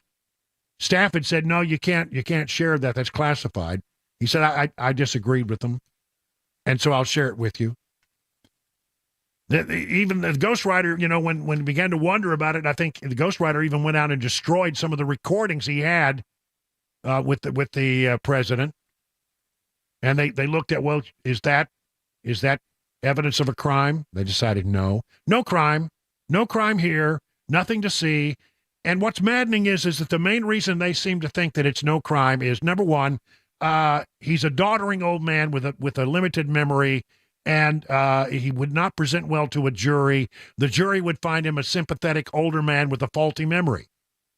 That's why they didn't bring the case. Compare that and contrast it with what's going on with Donald Trump, who's facing trial later this year for essentially the same charges. And at least in Donald Trump's case, they were under lock and key. It's maddening, the double standard at play here. And listen, I think that it is true that he's a doddering old man with a living memory, and that's not going to play well. There's a 60-second political campaign commercial to be made out of this. Let me just read you the passage that matters on this. Given Mr. Biden's limited precision and recall during his interviews with the ghostwriter and with our office, jurors may hesitate on placing too much evidentiary weight on a single sentence that he uttered to the ghostwriter.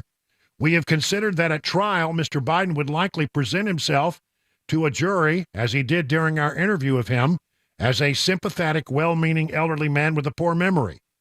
Based on our direct interactions with and observations of him, he is someone for whom many jurors will want to identify reasonable doubt. It would be difficult to convince a jury they should convict him, by then a former president well into his 80s, of a serious felony that requires a mental state of willness. We conclude the evidence is not sufficient, therefore, to convict, and we decline to recommend prosecution. Wow. Biden has said from the very beginning, I mean, a year ago, January of 2023, he said, look, there's no there there. I think you're going to find there's nothing there. I have no regrets. I'm following what the lawyers have told me they want me to do. It's exactly what we're doing. There's no there there. Thank you. And then today, just a few minutes ago, he spoke at an event where he said that this is very different than the Trump case. Well, I don't see how it is, but let's hear what he has to say.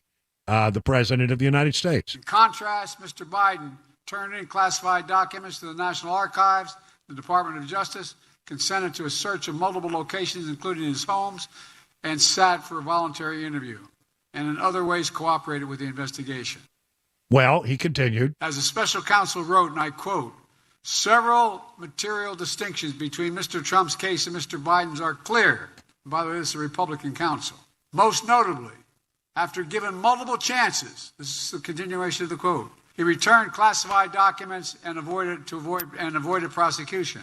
Mr. Trump allegedly did the opposite. Well, I remember Donald Trump saying that he was in the middle of conversations with the archives, with the Department of Justice about it, willing to work and followed the request that they had to put additional locks on documents while this matter was worked out.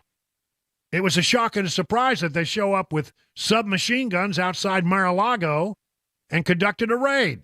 Because he says we were working with them. We were talking to them. We were in the middle of having, positive conversations about how to resolve the matter. They didn't want to resolve the matter. They wanted to find a case that they could bring against Trump. The dual standard of justice in this case is just unbelievable. If you have a D behind your name, you get pretty nice treatment from the Department of Justice. If you have an R behind your name, they're going to make it unmitigated hell. It is a double standard, and it ought not stand. And I think Americans are going to be outraged by this. I know I am. The president today, the former president, Donald Trump, called for special counsel Jack Smith to drop the charges to his mishandling of classified documents after a special counsel, a separate one, opted not to charge Joe Biden over his own classified document scandal on Thursday. The former president declared that Herr's report was proof of a two-tiered system of justice and an unconstitutional selective prosecution, and additionally accused Biden of election interference.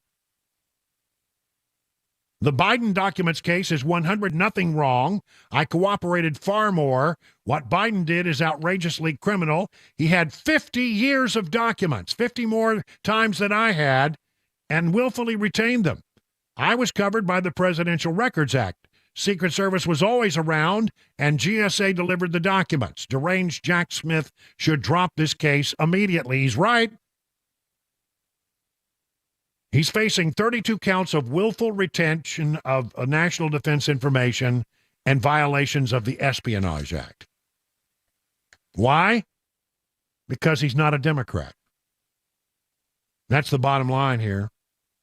I said early on that if they give the current president a pass, then they probably will give the former president a pass. But that doesn't seem to be the case, because there's a dual standard. I don't know how you can argue this any other way. It is a dual standard of government. But let's get into this part about the faulty memory. That, by the way, is something that I think will turn into a real problem for the Biden White House, because we've seen examples of the faulty memory of late. From thehill.com. Special counsel Robert Hur on Thursday released a 388-page report on President Biden's retention of classified material, finding the president frequently showed limitations with his memory and recall. While the report concluded no charges should be brought against the president, its language describing Biden, age 81, is likely to be campaign fodder for Republicans who have repeatedly raised questions about the president's ability to serve. Some of the language came off looking like a gift to Trump's presidential campaign. In opting not to bring charges, Hur, who was appointed by former President Trump to serve as the U.S. Attorney for the District of Maryland in 2017, cited the shortage of evidence, but also how Biden would present himself to a jury. We have considered that at trial, Mr. Biden would likely present himself to a jury, as he did during our interview with him, as a sympathetic, well-meaning elderly man with a poor memory. He is someone whom many jurors would want to identify reasonable doubt. He goes on, I've read that part already. The report on more than one occasion refers to Biden struggling to remember things when he spoke to a ghostwriter for his memoir, as well as when he was speaking to investigators. Hur cited Biden's 2017 conversations with ghostwriter Mark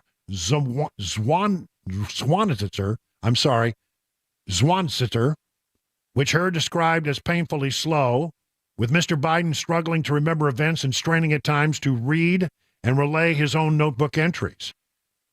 In our interview in his office, Mr. Biden's memory was worse. If you're too senile to stand trial, said a Trump super PAC spokesman, then you're too senile to be president. Joe Biden is unfit to lead this nation. Alex Pfeiffer, communications director for the pro-Trump super PAC Make America Great Again Incorporated, said in a statement. Here's an understatement.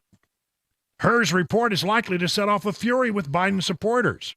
Democrat strategist Paul Begala, speaking Thursday afternoon, described some of the remarks as cheap shots. No, they're not cheap shots. They're accurate descriptions of the mental status of this president.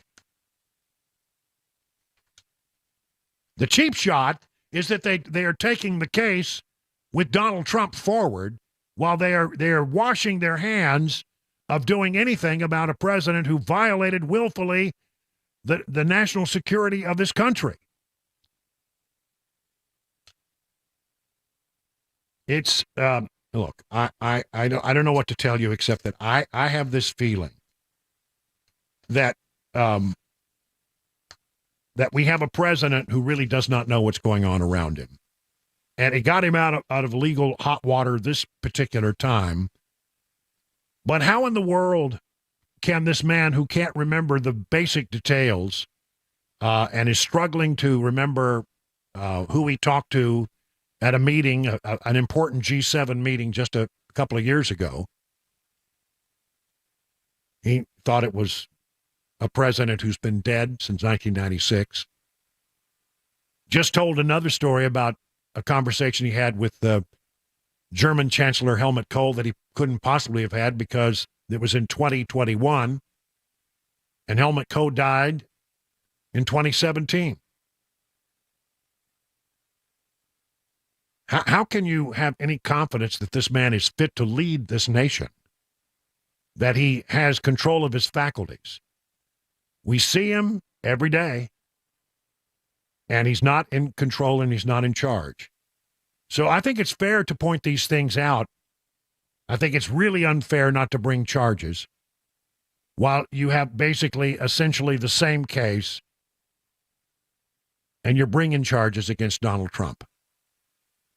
So, I mean, some of these documents Joe Biden has had in his possession since he was a senator, long before he became a vice president. And there was willful disregard for national security protocols. Anybody could have had access to those boxes. Anybody.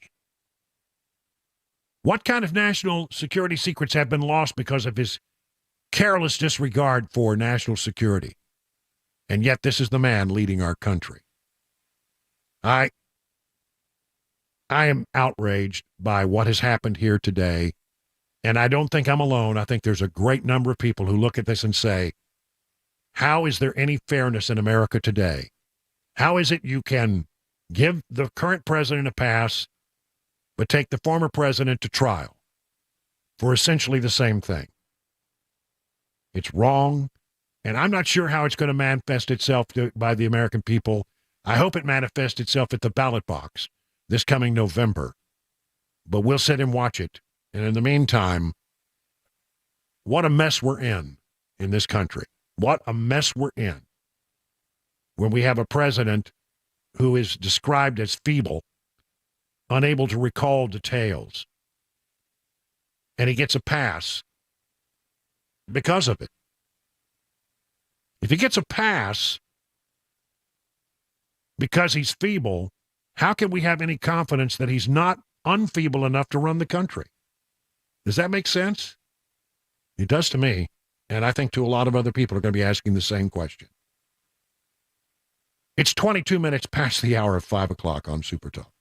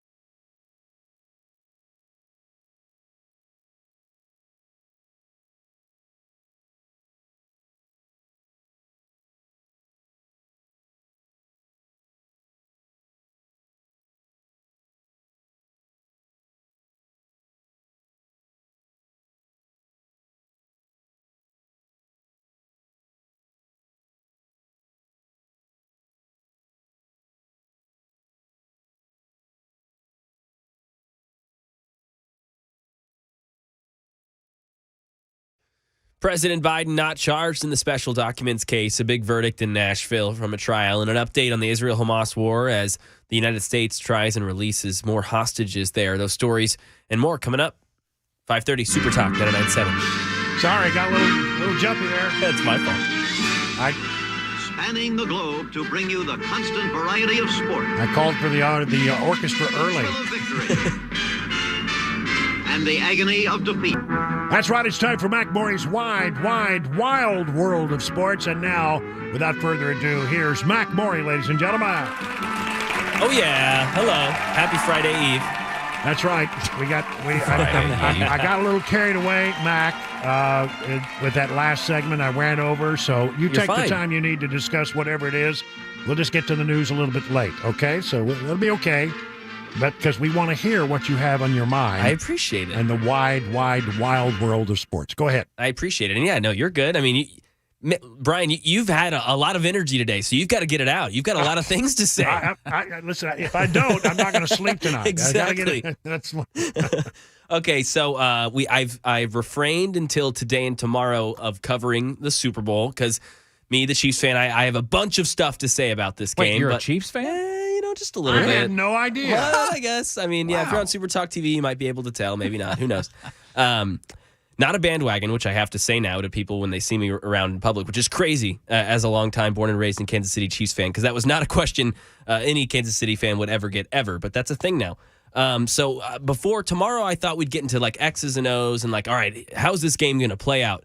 Today, I thought we could do more of like a narrative thing and talk about who has the most pressure going into this game, who has the most to lose or the most to gain from this game.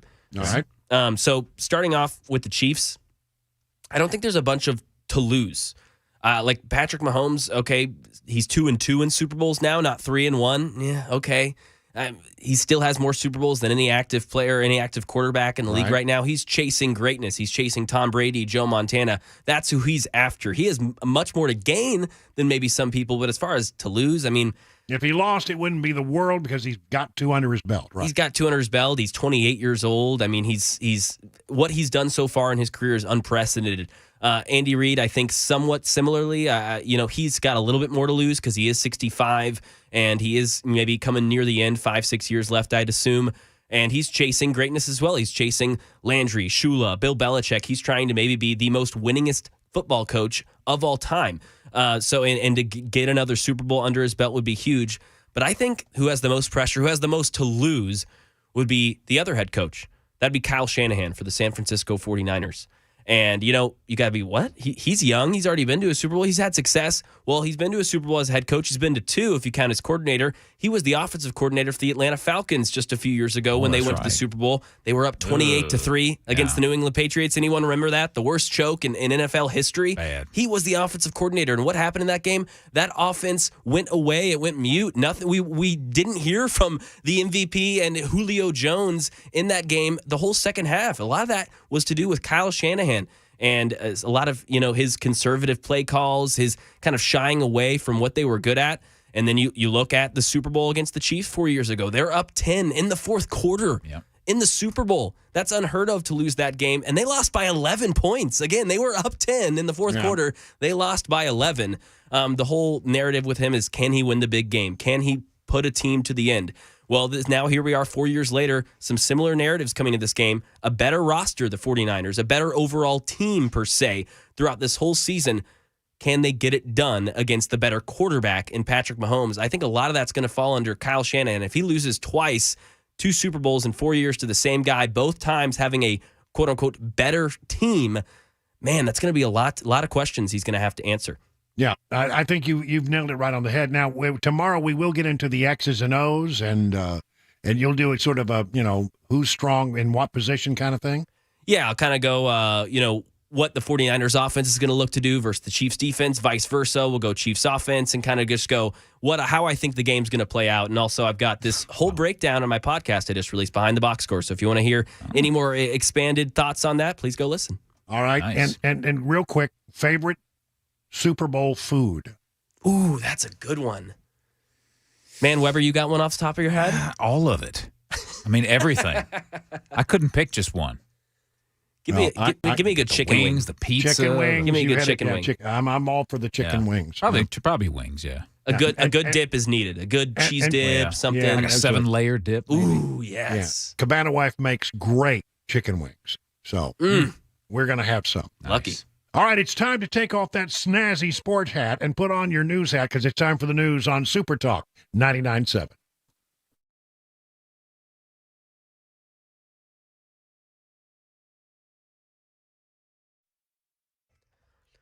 "32 minutes after the hour of 5 o'clock, I'm Mac Maury with your top stories. 59 degrees on Music Row. Traffic report, weather forecast in 5 minutes.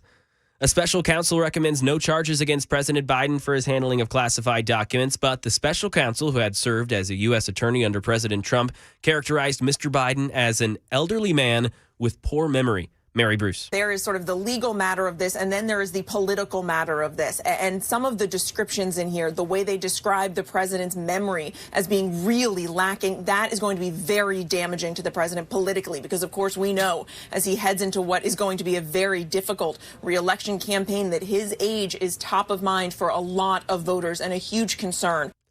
This just in Tennessee, Robert Burdick, the man known as the, quote, wooded rapist, was denied a new trial today in a Davidson County courtroom. Burdick was convicted of raping 13 women in Middle Tennessee in the late 90s, early 2000s. He's serving a more than 50-year sentence. He petitioned for post-conviction relief, saying that his trial and appellate attorneys were ineffective in representing him. And despite Israeli Prime Minister Benjamin Netanyahu dismissing current hostage negotiations with Hamas as delusional, National Security Council spokesman John Kirby tells reporters today discussions remain ongoing, with U.S. officials hopeful that some kind of compromise can still be reached. We're optimistic that we'll still be able to get a deal in place that will allow for an extended pause, allow for more aid to get in, and allow for a maximum number of hostages to get out. And Kirby also spoke on Tucker Carlson's interview with Russian President Vladimir Putin that is just released on X, saying, quote, "The American people understand what Ukraine's fighting for, and all they're asking for is our help. They're not asking for American boots on the ground." Again, I don't think the American people are going to be swayed by one single interview. And that is the latest news, weather, traffic next. I'm Mac Maury, WTN News.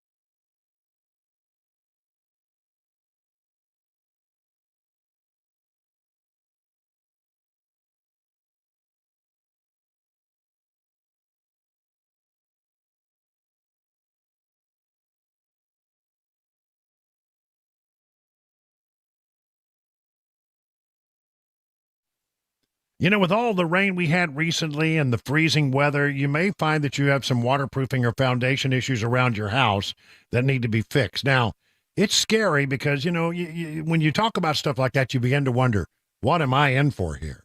Well, the truth is it could be something big that really needs to be fixed. It's your most important investment, your home, so you want to get on that, right? It could also be a small problem that will become bigger if you don't fix it and you want to nip it in the bud, right? Or it could be nothing at all. The fact is it's not your area of expertise. You need some guidance, and that guidance comes with peace of mind if you go to the folks at USS. They've got over 25,000 satisfied residential customers. They'll come out to your house. They'll take a look at what's going on. They're just there to fix your problem. They'll tell you, hey, this is what you need to do. And if you decide to go forward, you don't pay a penny until the job is done, and you are completely satisfied. Listen, I'm telling you, they guarantee their best at USS, serving Middle Tennessee, Southern Kentucky, Western Kentucky, and Northern Alabama online at USSTN.com. Here's the number. Write it down, 615-488-7855.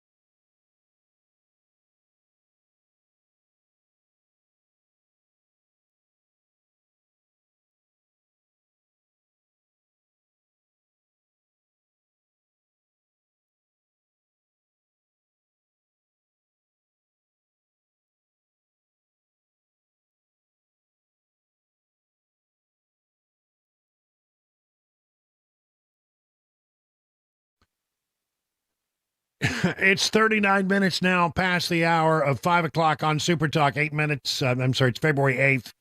Or again, as they like to call it on the Hallmark Channel, it's Love-uary. Love-uary 8th. I know.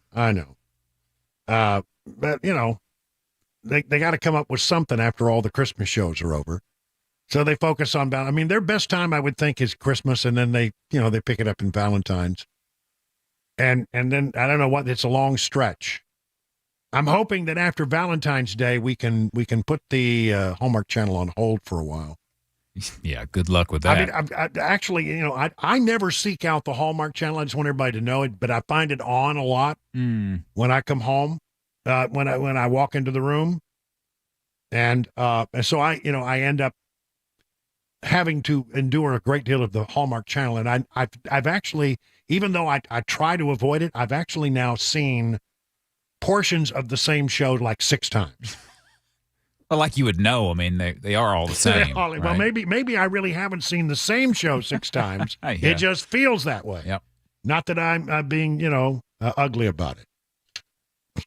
Yeah, I am. All right, look, we got a lot of stuff going on. I've told you about the Biden document decision. We've talked about the Supreme Court arguments today that didn't go very well for the Supreme Court of Colorado. Looks like the High Court is going to disabuse them of the notion that the 14th Amendment can be used to keep Trump off the ballot in the state of Colorado. We'll wait for a decision, but it's certainly felt that way after the arguments today. It might even be a unanimous decision. So we've covered those 2 big stories a lot today. And in the next few minutes, let me cover some other things that I think are sort of interesting that I want to get into the news mix today. We don't often talk about news in Hawaii, but I think you'll understand why I'm bringing this up. The Hawaii court, I guess it's the Supreme Court of Hawaii. Who knew they had one? Yeah, here it is. The Hawaii Supreme Court issued a decision on Wednesday formally infringing on an island's residents' right to keep and bear arms because justices claimed guns interfered with, quote, the spirit of aloha. And I'm making this up. I didn't know that was a legal doctrine. The ruling seeks to nullify not only the authority of the Constitution, but also the Supreme Court's longstanding interpretation of American Second Amendment rights. If you are someone who follows Second Amendment issues, you know the Supreme Court held in its 2022 case, New York State Rifle and Pistol Association versus Brune, that a citizen's constitutional right to keep and bear arms for self-defense requires no demonstration of a special need like New York required for its unrestricted concealed carry license. Before that, the highest court in the land had found in 2008 in District of Columbia versus Heller that D.C. could not ban handgun possession in the home because under the Second Amendment, American civilians, not just military personnel, have the right to own firearms and use them for lawful self-defense. But justices in Hawaii rejected both examples of the top court's jurisprudence when they upheld a conviction for island resident Christopher Wilson, I am certain no relation, who is charged in 2017 after carrying a loaded gun without a concealed carry permit. The state court claimed Wilson could not use Brune to argue his constitutional rights to protect himself because he was not a well-regulated militia. Oh, man, there that comes up again. And he did not apply for a concealed carry permit. Justice claimed that under the 1968 political interpretation of Hawaii's 1950 Constitution, the historical background of the Second Amendment indicates the central concern in the right to bear arms was the right of the states to maintain a militia. So they say the spirit of aloha overrides the U.S. Constitution. Wait for that one to come bouncing back. House Majority Leader Steve Scalise, good news, Republican of Louisiana, is in complete remission after treatment for blood cancer and will return to Washington for votes next week after an extended absence his office announced today. He has successfully completed his stem cell treatment and has been medically cleared to resume travel. He is in complete remission and will be returning to Washington next week for votes. He is thankful for his positive prognosis and for the support of the medical team, family, colleagues, and fellow Louisianans.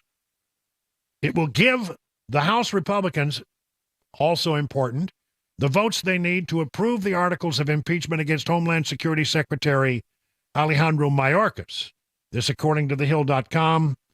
So what happened there was they bring the articles of impeachment expecting they're going to win by one vote.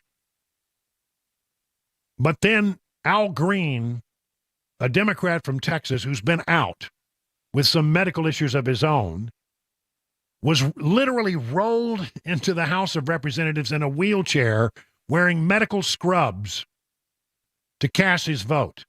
They didn't expect that to happen, and so it became a tie. Well, you can't advance legislation on a tie, and so they had to punt the final vote. After somebody changed their vote, you have to change your vote in order to be able to bring it up later. So they changed the vote. The final vote was 214 to 216. It went down in flames.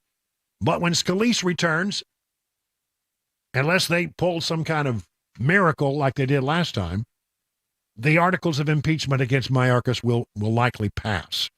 We're glad to hear that Scalise is back and his cancer's in remission. We're also glad that he's going to be able to get that one across the goalpost.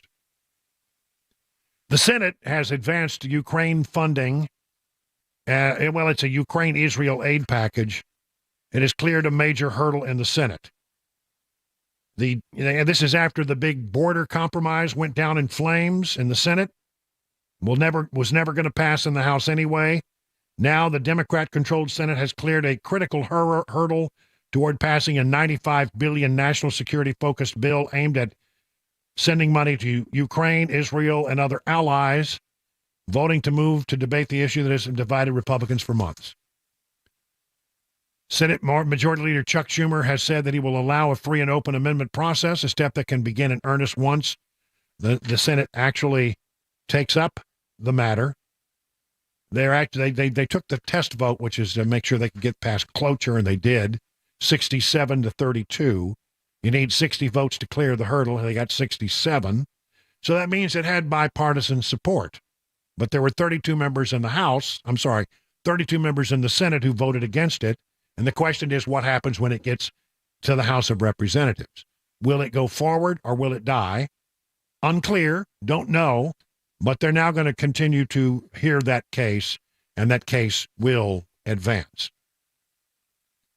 But as I mentioned earlier, the border deal that had been worked out behind closed doors was thrown out to the floor of the Senate. Nobody seemed to like it at the last. It did not get through. So they did not pass a border deal that also included Ukraine and Israel money. That went down in flames. And it may not bode well for the future of Senate Minority Leader Mitch McConnell. From NBC News, this is their assessment of it. Within 48 hours of the release of a long-awaited immigration and foreign aid bill that he championed, Senate Minority Leader Mitch McConnell's Republican conference rejected his pitch to support it and knifed the deal and left it for dead. Just 4 Republicans voted for it, and in the end, even McConnell backtracked and voted against the package he helped to develop, some say wrote. It was a jarring moment on Capitol Hill that pointed to the changed landscape for the Kentucky Republican. A one-man power center for more than a decade is seeing his influence with fellow senators wane as his party continues to be transformed by Donald Trump. The former president, who fiercely opposed the border deal, has long pushed fellow Republicans to turn away from McConnell, who's cruising to a third consecutive GOP presidential nomination. Trump is. It looks to me and to most of our members that we have no real chance here to make law, McConnell told reporters, and so he gave them permission to vote against it. And he himself voted against it.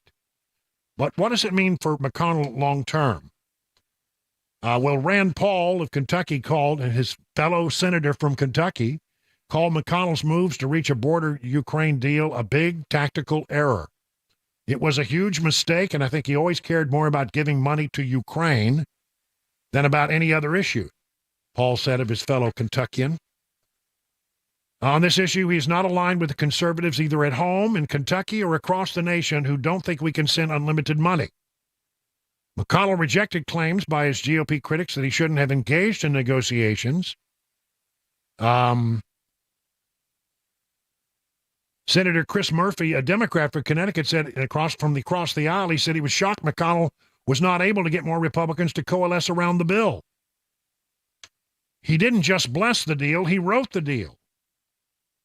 I generally enjoy working with his team, but they were in the room every single day, but he's really working with that a deal that was written and endorsed by a minority leader gets 4 votes from his caucus. That doesn't bode well, does it?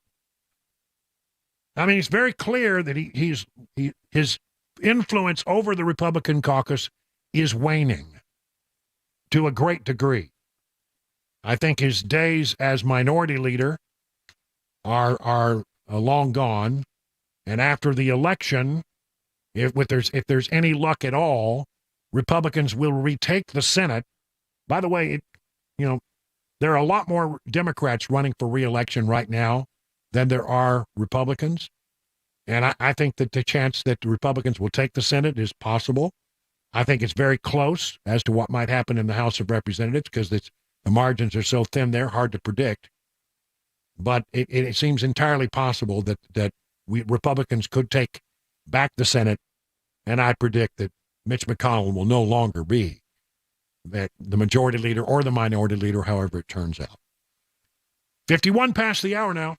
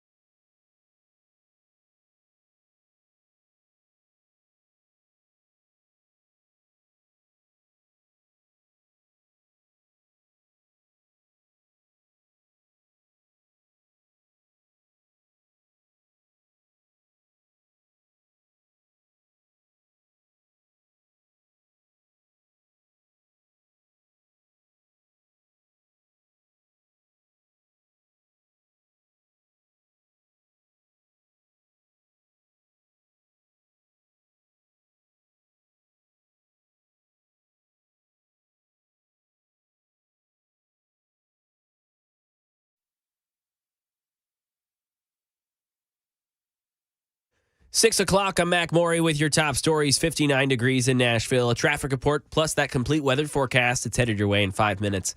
The special counsel investigating President Biden's handling of classified documents has released his report. It shows Biden kept classified documents at his home in Delaware, but the report concludes Biden should not face criminal charges. Here's Michelle Franson. President Biden speaking to House Democrats in Virginia today, gathering for their annual caucus conference and responding to the special counsel's final report on his handling of classified documents. The president says he cooperated in the probe. I was pleased to see they reached the conclusion I believed and knew all along they would, that there are no charges should be brought in this case.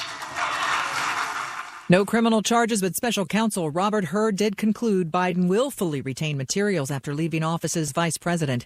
ABC's Jonathan Karl on Biden's reasoning for having the documents. He retained them essentially to write two different books and to document his legacy. This is from the report. He used these materials to write memoirs published in 2007 and 2017 to document his legacy and to cite as evidence that he was a man of presidential timber. A fatal crash in Tennessee. A North Carolina boy is dead after being hit by a tractor trailer today on I-40 West this afternoon. Two boys ages 10 and 11 were thrown out of a vehicle during a rollover crash. Tennessee Highway Patrol confirmed the 11-year-old boy died in the incident. He was not wearing a seatbelt. According to the preliminary report, 36-year-old Carixa Luz Espanza Valdez of North Carolina was driving the Subaru and has pending charges. Both Valdez and another passenger, Douglas Moises Lopez Castillo, 37, also injured. Multiple troopers investigating the incident. That left lane was reopened, and that happened around mile marker 252. Some entertainment news. Chart-topping music superstar Usher will perform at halftime during the Super Bowl this Sunday. At a press conference in Las Vegas today, the singer discussed how he decided which of his many hits he'd be featuring in the show, which only runs about 13 to 15 minutes. What I did is I was very mindful of my past, celebrating my present, which is here in Las Vegas, and thinking about where we're headed in the future. And that was really the idea. What songs do I feel people know me for? What songs have been a celebration of all of the journey of what life and love and emotion has been offered in my music, you know? And that is the latest news. Traffic and weather next. I'm Mac Maury, WTN News.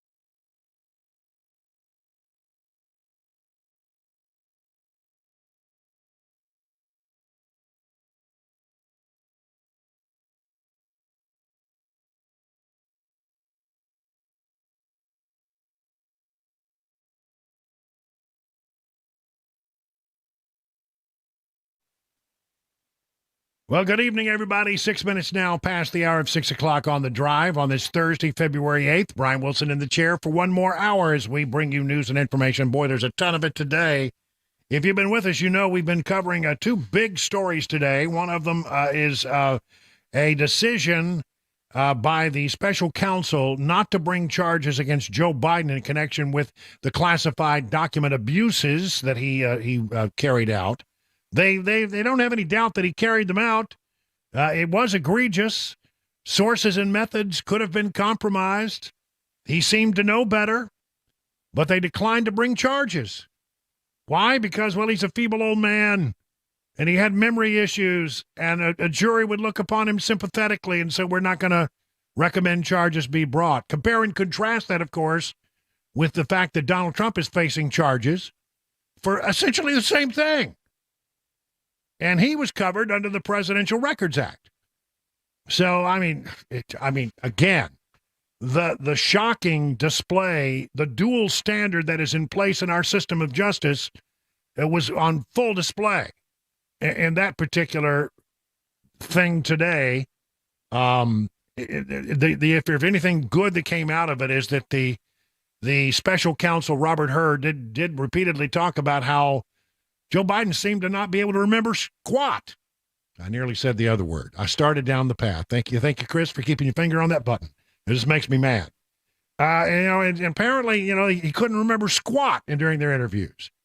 And that, he's a feeble old man with cognitive, well, he didn't use the word cognitive issues, but he said he can't remember things.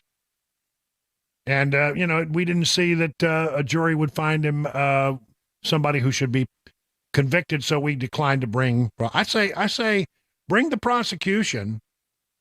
By the way, bring the prosecution, and then let's find out where the jury is.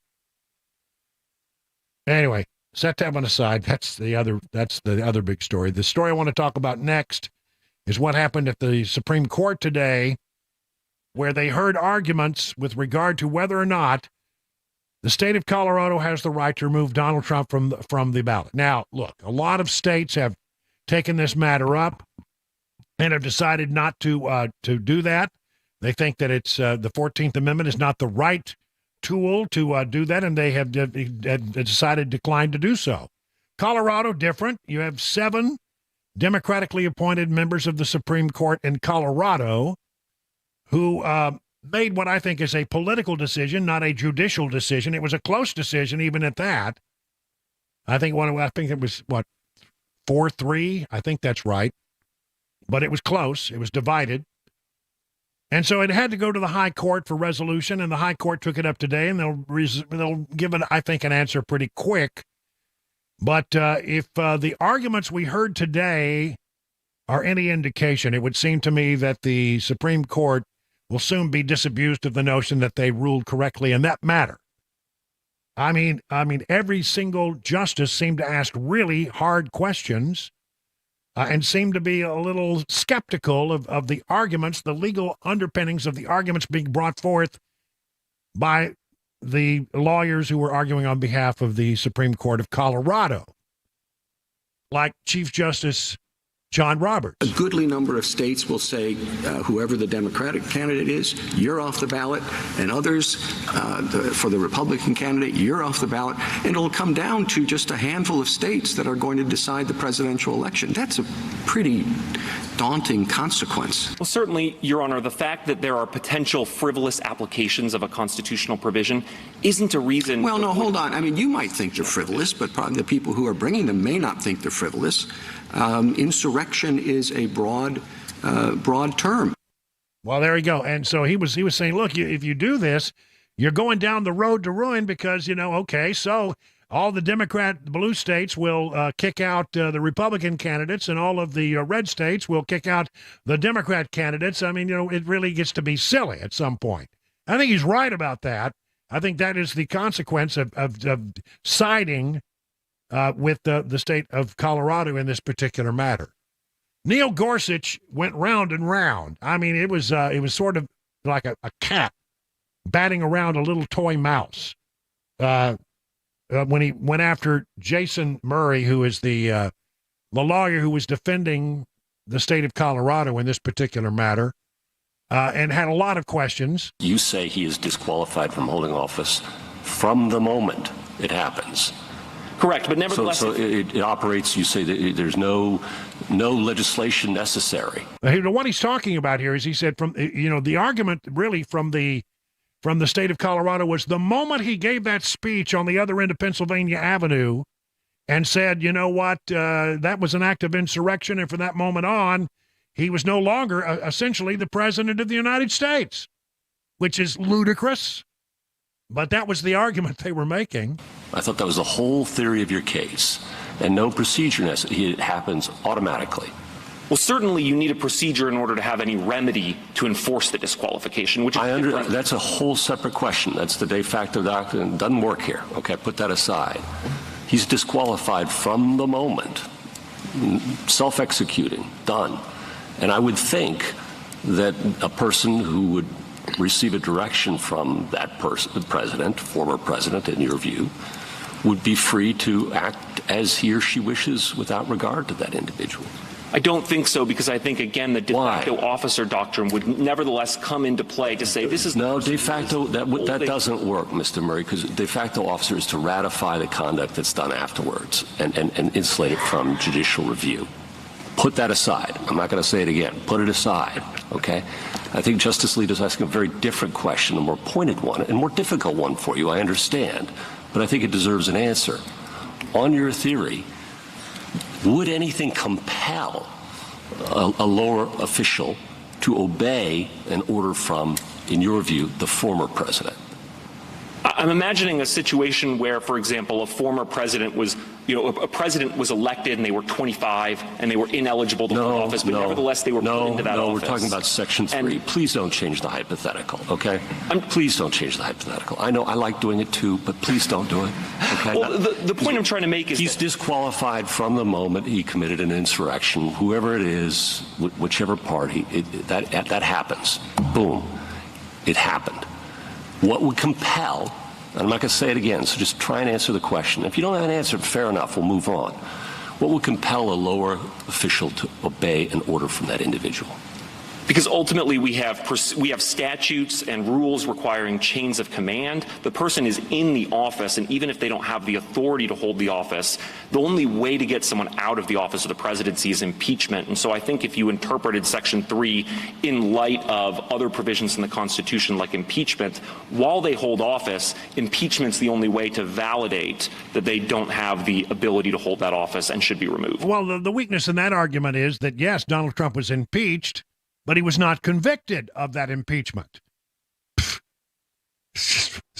Insane. The sort of legal gymnastics that they're trying to go through to try to make their point. It doesn't stand up. Virtually, I think every justice asked really hard questions. Well, let's skip to the people who have really experienced in listening to the arguments of the high court, the legal analysts that I respect the most. We'll start with Jonathan Turley, and in his mind, he said, listen, the Colorado case, they had a very tough hill to climb here. It was a very difficult argument for Jason Murray, who took the brunt of these questions, and he was running the gauntlet. I mean, justices were lining up to hit him with very tough questions. But what was fascinating is how many of them came from the left of the court. The most interesting was Justice Jackson, because she kept on pushing lawyers back to the first threshold question of whether the president is even covered by this provision. And she wouldn't let that go. She kept asking about it. And this was the moment the Supreme Court was designed for. It was designed to be able to bring clarity and maybe even unanimity to these questions. I presented this case to my Supreme Court class just yesterday, and many of those students don't like President Trump, but they still wrestled with the very same questions that were raised by Kagan and by Jackson. Those questions are obvious. What was really surprising is that Murray didn't have much of an answer for this parade of horribles as they pushed him to the edges. They pushed him towards the end of the map. He had a real hard time, and in some cases he made some small concessions that I think will be repeated in the opinion. He talked there about Justice Ketanji Brown Jackson. obviously one of the most liberal members of the High Court. I find this in Politico.com. Jackson homes in on the meaning of officer of the United States. That's one of the arguments they're making that's in the 14th Amendment. All right. Trump's fate may hinge on the court's interpretation of these seemingly innocuous 5 words. That's because the 14th Amendment disqualification provision does not apply to all insurrectionists. It applies only to people who participated in an insurrection after holding certain types of public office and taking an oath of office to support the Constitution. As relevant to Trump, the provision applies to people who swore to support the Constitution as an officer of the United States. Well, Trump is not an officer. As Trump did Trump do that? He was sworn as president. Did he take an office to preserve, protect, and defend the Constitution? His lawyers have argued the presidency is not an officer of the United States, and so they say Trump is not covered by the disqualification. First of all, I don't think he committed insurrection. I just want to get that out of the way. But it was Ketanji Jackson Brown who homed in on this, and I thought it was interesting that Andrew McCarthy sort of honed in on that as well, saying that, when you look at it, it was the 3 liberal members of the court who were trying to argue the hardest against what Colorado was presenting here. You have a majority on the court which are really originalist, textualist judges, and in terms of their wheelhouse, the text is against Colorado here, and the history, as the court pointed out today, is against them as well. They can't come up with an example of where a state struck a federal official under the Section 3 of the 14th Amendment. All right, so that means that there would be 6 votes, if that's true, against the state of Colorado. But listen to this. Then everybody is looking at the 3 progressive justices and thinking they're appointed by Democrats, and that's politically true. But they're also, philosophically speaking, they're strong progressives. Overall, the 14th Amendment is very important to the progressive justices, and in order to find for Colorado here, they would really have to detract from what the theory of the 14th Amendment is, which is to centralize power federally. Yeah, so, he's what he's hinting at here is that it's entirely possible that the high court, the highest court in the land, the United States Supreme Court, could well come back with a decision here that is unanimous against the state of Colorado. I mean, Colorado is really out here on a very thin legal limb. They don't really have enough to back them up. They're not strong on the law. They're not strong on the facts. I think this was an attempt by some of those who so hate Donald Trump that they decided what they're going to do is across the nation, they're going to bring all these cases to see just, on maybe one of these things will stick. But it's not. I mean, so many states have already rejected this. The high court is likely to reject it, I think, very strongly. Will it be unanimous? I think it might be. I think it might be 8-1. At the best that I think they could hope for is 7-2. It's Kagan and Ketanji Brown Jackson that I am most concerned about.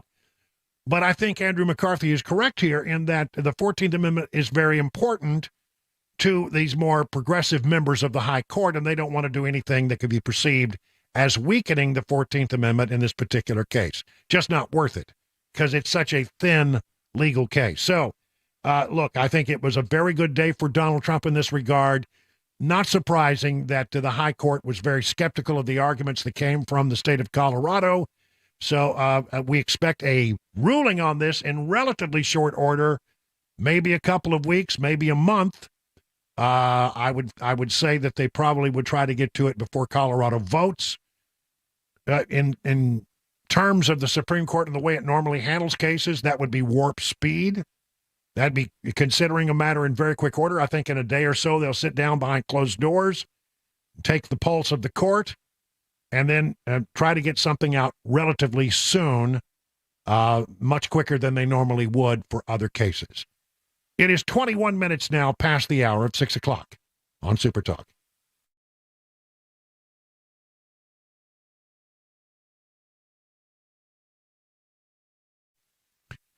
How many times have you heard someone describe something as being the gold standard? It's the gold standard in this, or it's the gold standard in that. It's a thing we say all the times. But when it comes to finding an investment that protects you from runaway inflation, gold is the gold standard. It's a tried and true store of value, consistent across generations. Maybe you've thought about adding gold or other precious metals to your portfolio, but you feel you don't have the knowledge you need to make a smart decision. Now, that's the way I felt. But I got professional guidance from Nashville Gold and Coin. The way this works is you make an appointment, and then you'll sit down one-on-one with my friends at Nashville Gold and Coin. They'll answer all your questions, help you make a precious metals investment that is right for you. It's friendly. You will learn a lot. You'll never be subjected to a high-pressure sales pitch. And if you have some old coins laying around gathering dust, well, bring them along. You might be surprised just how much they're worth. I know I was. To set up that one-on-one appointment, just go to NashvilleGoldandCoin.com. That's NashvilleGoldandCoin.com. And I think you'll be glad that you did.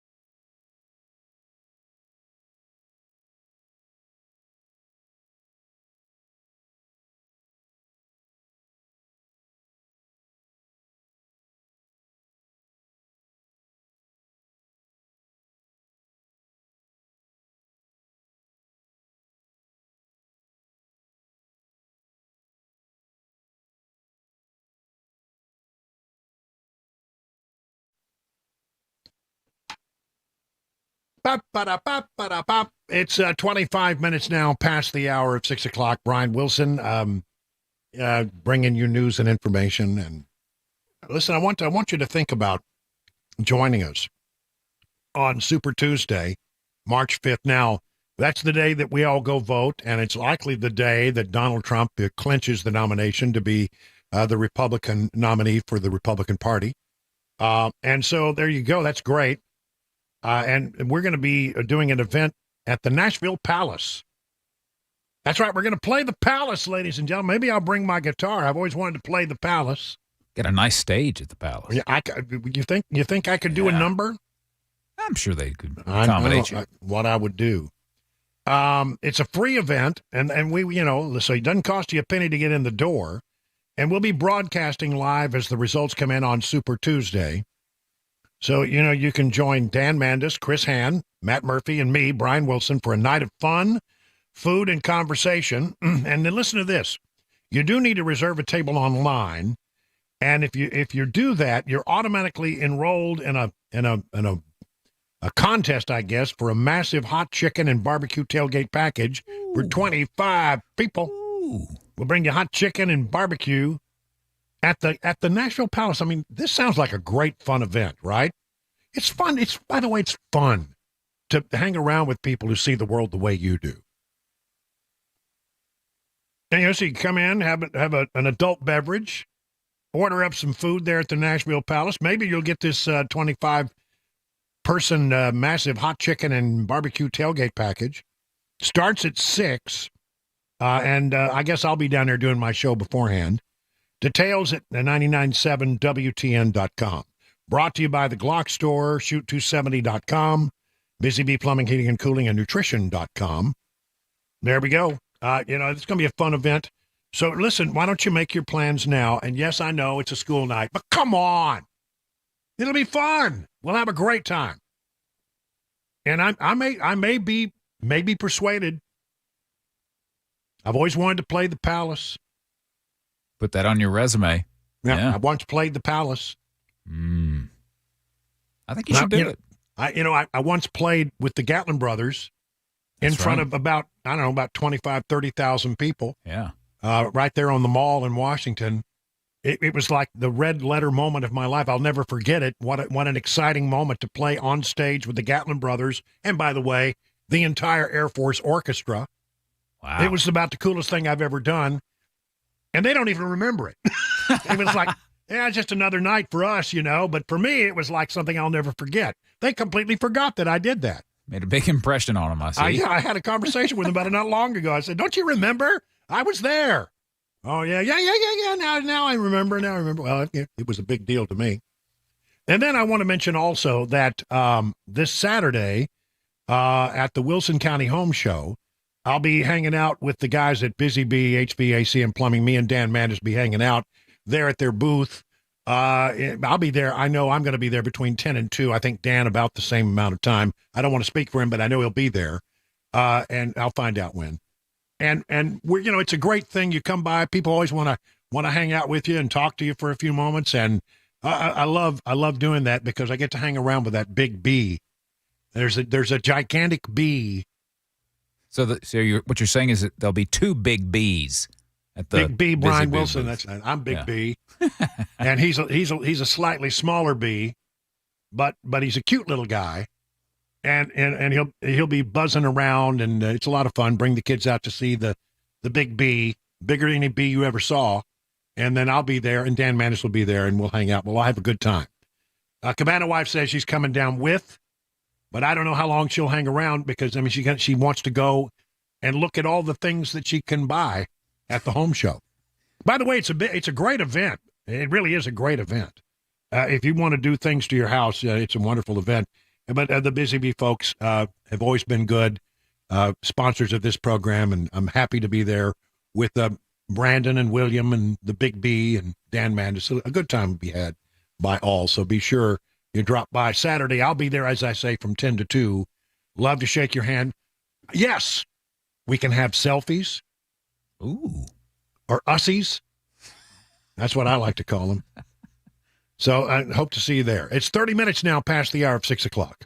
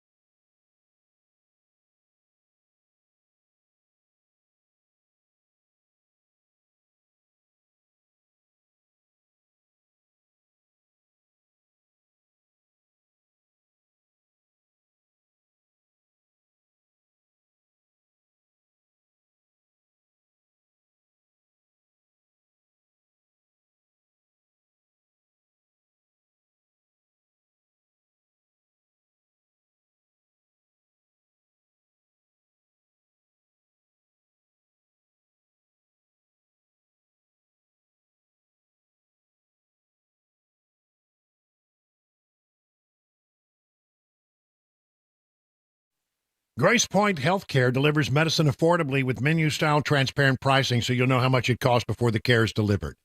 Smart Care plans start at $69 a month, and for that, you get unlimited office visits and free basic labs for the entire year. And because they treat the whole family, even newborns, they offer family plans as well. Now, you marry that with a high-deductible insurance plan, could save you and your family a lot of money. And at Grace Point, they take their time with each patient. They see you the same or next day. There are long wait times or crowded waiting rooms. They treat naturally every time they can. Military vet-owned practice. Just some of the reasons why it's been voted the best primary care provider by Toast to Music City year after year after year. Grace Point Healthcare is on Main Street in Franklin. Call this number, 599-6868. That's 599-6868 to schedule a visit.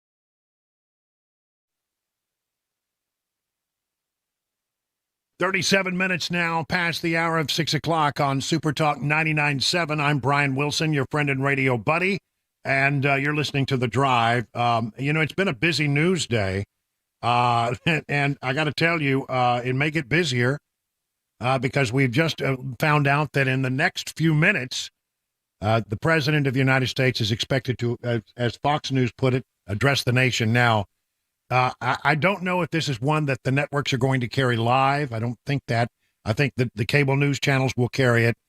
This is basically what I expect it probably is Biden wanted to get on the record with regard to the special counsel report today, which raised all kinds of concerns about how he mishandled classified documents. But then in sort of a parting shot, also talked about, well, we didn't really think we could bring charges against him because we think he would present to a jury as a feeble old man who couldn't remember anything.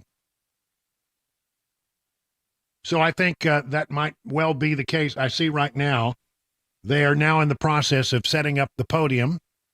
Looks like this will be in the East Room. of the White House, and that the president is expected, as I say, to come out at about 6:45. And again, if he does, we'll, and these things often slide. The only time that a president is actually really almost genuinely on time is when it's a nationwide address that the networks are taking, etc., where everybody's going to break in and go wall to wall with the coverage. And then they know they have to start at exactly a certain time. And so they're always there. I don't know that this one meets that standard. So it could slide, but we're only about 6 minutes away if that is the case. Let me grab my notes here. Good thing I kept them handy. Let's see. Again, I'm looking at the executive summary of what came from Special Counsel Robert Hur. He said, our investigation uncovered evidence that President Biden willfully retained and disclosed classified materials after his vice presidency when he was a private citizen. These materials included marked classified documents about military and foreign policy in Afghanistan, 2 notebooks containing Mr. Biden's handwritten entries about issues of national security and foreign policy implicating sensitive intelligence sources and methods, a huge thing.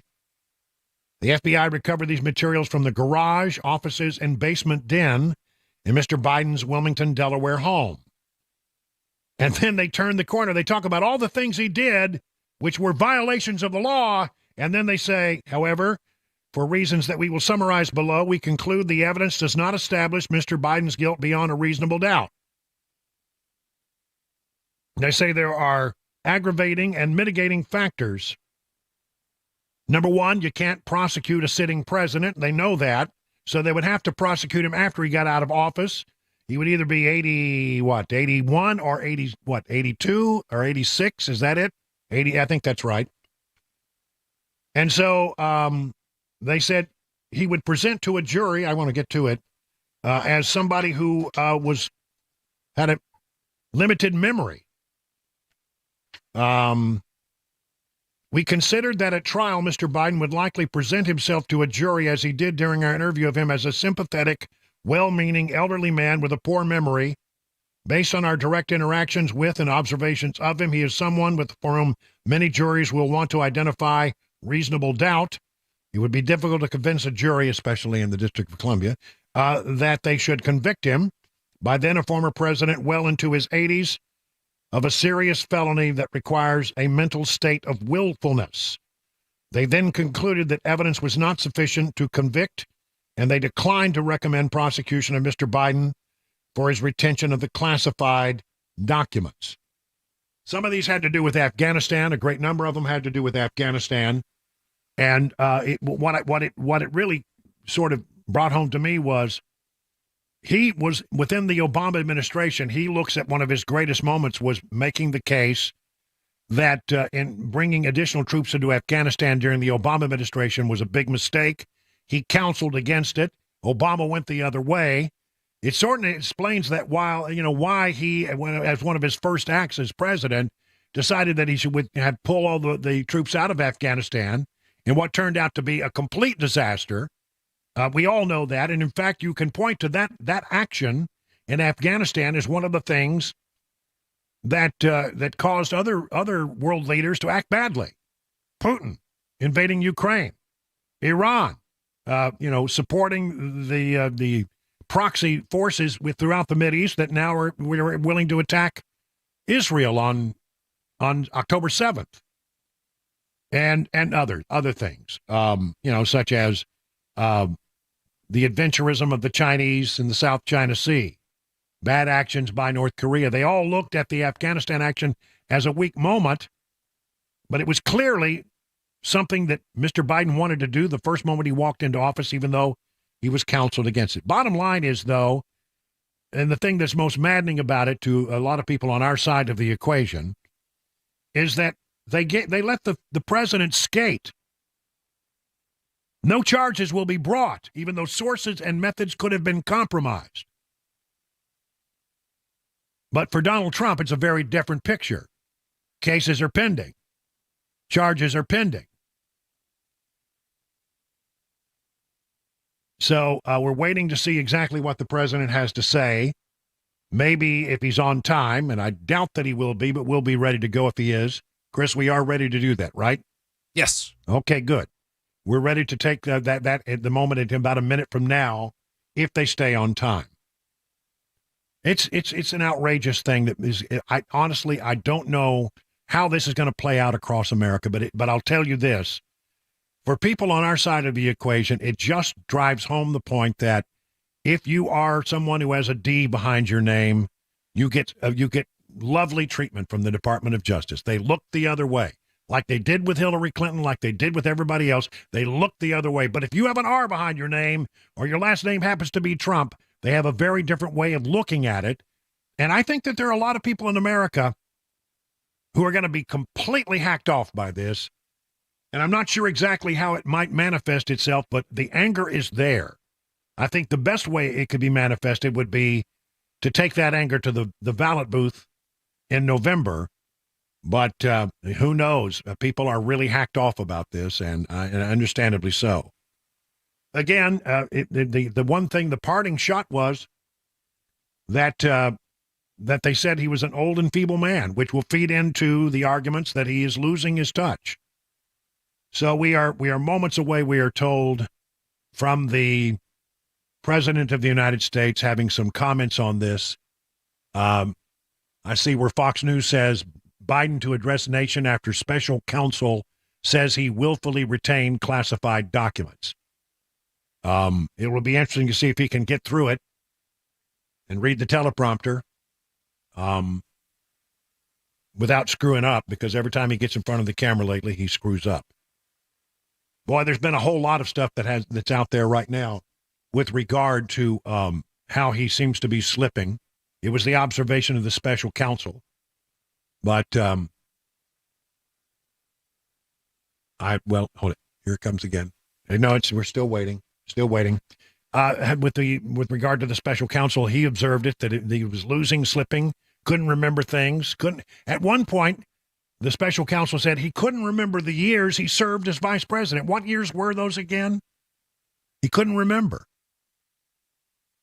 And recently, of course, there have been stories about how the President of the United States, when recounting on two different occasions, a meeting that he had, a G7 meeting that he had in 2021, shortly after he became president, and he talked about how he spoke with French President Francois Mitterrand.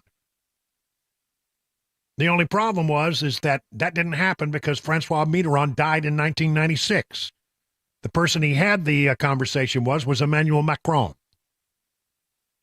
And then he tells the story. I mean, even after that one, sort of got a lot of attention, he goes out and tries to tell the story in a different way. And he mentions that he had a conversation with German Chancellor Helmut Kohl at that same meeting, 2021. Helmut Kohl died in 2017. The chancellor with whom he had that conversation must have been Angela Merkel, who is no longer the German chancellor, but was at that time. So, it's been really raised. And at the White House, they don't seem to have any answer for it. When Peter Doocy tried to ask this question the other day, it was a situation where the President of the United States, spokesperson Karine Jean-Pierre, simply said, "I'm not going to go down that rabbit hole with you." And ask about it today, this is what she said. Just really want to make sure that we get that we understand why the reason he was telling that story. And look, as it relates to the names and what he was trying to say, look, many people, elected officials, many people, they can misspeak sometimes, right? Oh, well, many people are not the leader of the free world. Many people are not responsible for the national security of this country. Many people do not have their finger on the nuclear button. Many people, can get by with this. If you're somebody's grandpa and you're, in retirement and you can't remember a story, everybody just smiles and says, "Oh, grandpa, he's slipping a little bit." But is that acceptable for the leader of the free world, I think, is the question that many Americans are now asking themselves. So again, it looks like it is slipping, dramatically slipping. The President of the United States will apparently have something to say, but I don't know when he's going to say it. They said 6:45. That time has come and gone. We are now 4 minutes and 15 seconds past that. And he still has not emerged, so we don't know when he's going to come out or exactly what he's going to say, but it sounds like he's going to try to mitigate the damage that came with that report today from the special counsel. And we'll continue to monitor the situation. Right now, let's call it 50 minutes past the hour.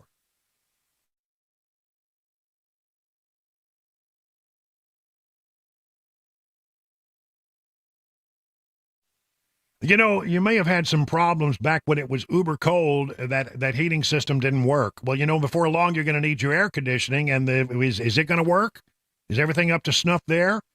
Listen, I'm telling you, if you have problems, you should call who I would call, the good people at Busy Bee HVAC and Plumbing, 615-775-7833. That's the number. Remember it. And listen, you may want to consider becoming a member of the Beehive Club, because that's the way you avoid having these problems. With being a member of the Beehive Club, you'll get 3 thorough maintenance services on your systems, one aimed at heating, one aimed at cooling, one aimed at plumbing. No overtime charges 24/7 and 10% off all repairs. Busy Bee Plumbing, Heating, and Cooling, your official Rude Pro partner for satisfaction guaranteed.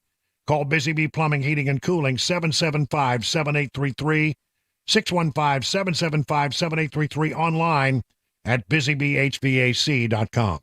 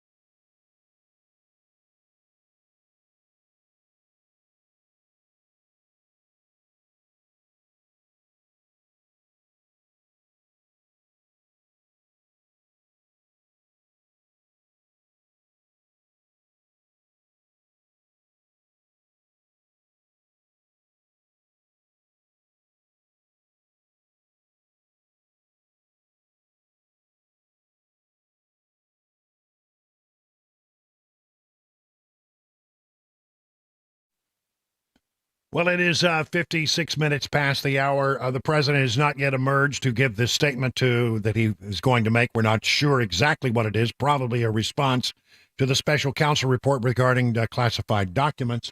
I'll tell you what we're going to do because we're running out of time on my show, and Mark Levin is next. We're going to go ahead and monitor this for you. If it is about the special counsel and his defense of this thing, then we'll pick it up tomorrow. Dan Manis will pick it up in the morning, and we'll be talking about it again tomorrow afternoon. If it turns out to be something more than that, we're going to hang around for a few moments, and we will break back in with breaking news because, as we say here, breaking news changes everything. And again, we're waiting on the President of the United States to come forward. We'll otherwise see you tomorrow right here on Super Talk 99.7 WTN. Have a good evening.